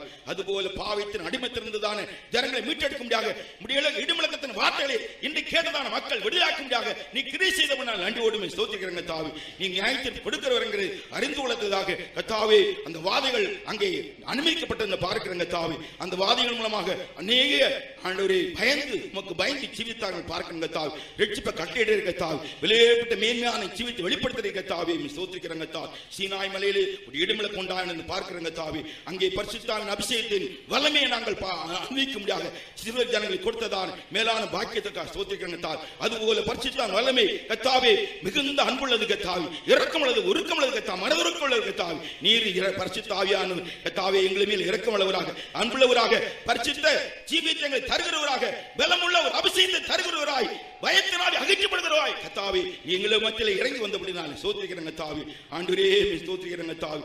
அன்றைக்கு கத்தாவே சாமியில் மூலமாக மிஸ்பாவிலே கூடியிருந்ததான சபையாரை கூட்டங்கள் என்று சொல்லப்பட்ட வசந்தம் கத்தாவி அவர்கள் கூடி வந்ததான இடத்துல ஒரு பெரிய ஜெயத்தை பெலிஸ்தீனுக்காக ஜெயத்தை கொடுத்தது போல கத்தாவி. இன்றைக்கு பரிசுத்த ஐக்கியத்தில் நினைத்திருக்கதான் தேவனுடைய பிள்ளைகளை ஒரு ஜெயத்தையுள்ளவர்களாய் மாற்றுகிறவர்கள் மாதிரி நான் நன்றியோடு சோத்திரிக்கிறங்க தாவி. இந்த மேன்மையான ஒரு ஜீவித்தை எங்களுக்கு கிருபையாய் தந்தபடினால சோத்திரிக்கிறங்க தாவி. நீர் அன்றைக்கு பூமியில ஜீவித்த நாட்களிலே பிதாவுக்கு ஜெபித்தது போல கத்தாவி எங்களுடைய ஜீவித்திருங்க தாவி. நாங்கள் கெஞ்சி கேட்கிறங்க தாவி. நீர் எங்களை மகிமைப்படுத்த போறபடினால சோத்திரம் இன்னமும் மகிமைப்படுத்த சொன்னீங்க தாவி. ஹல்லேலூயா. நீர் எங்களை மகிமையிலே எங்களை ஏறெடுக்க போறபடினால சோத்திரிக்கிறங்க தாவி. இந்த மேன்மையான ஜீவித்தை எங்களை தந்திருக்க அப்படினால சோத்திரம் கத்தாவி. மகிமையின் மேல் மகிமையிலிருந்து மரணமாக்கப்பட்டு உடைய சன்னியாசத்தில் காணப்படுத்ததாக, உடைய பாதப்படியில் சேர்த்ததாக, நீர் எப்பொழுது வருகிறோம் அப்பொழுது நாங்கள் ஆயத்தமா இருக்கிறதாக, அதுக்கு தகுதி உள்ளாங்க ஜீவிக்கிறதாக, இந்த கடைசி காலத்தில் உங்களுடைய கரத்தினாலே மூடி மறைத்து எங்களை பாதுகாக்கிறவர்கள் தாவி எங்களோடு அற்புதமாக பேசணும்னால சோத்திரம். இந்த வார்த்தைகள் ஒவ்வொருவருடைய உள்ளத்தில் கிரியை செய்து உடைய நாமத்தை மயப்படுத்துங்க தாவி. வந்துதான் மக்கள் விடுவித்ததுக்காக சோத்திரம். பிசாசின் பிடியிலிருந்தும் எல்லா கட்டுகளிலிருந்தும் பாவை சீர்த்தம் விடுதலாக்கணும்படினால சோத்திரம். இடுமலக்கட்டு சத்தத்தை கேட்டு ஜனங்கள் பெரிய ரட்சிப்பை வெளிச்சத்தின் சந்தோஷத்தை அனுபவிக்க முடியாது கிருபைக்காக சோத்திரம். உடைய தயவுல கர்த்தர் படிக்கிறோம் ஆசீர்வதி இயேசு நாமத்தில் பிதாவே. பிதாவாகிய தேவனை ஸ்தோத்திரிப்போம். குமாரனா இயேசுவை ஸ்தோத்திரிப்போம். பரிசுத்த ஆவியானவரை ஸ்தோத்திரிப்போம். நம்முடைய இயேசு சீக்கிரம் வரப்போகிறபடியால் ஸ்தோத்திரிப்போம். நம்முடைய கர்த்தராகிய இயேசு கிறிஸ்துவின் கிருபையும் பிதாவாகிய தேவனுடைய அன்பும் பரிசுத்த ஆவியின் ஐக்கியமும் நம் அனைவரோடும் சதா காலங்களிலும் தங்கியிருப்பதாக. அல்லேலூயா, அல்லேலூயா, அல்லேலூயா. Praise the Lord.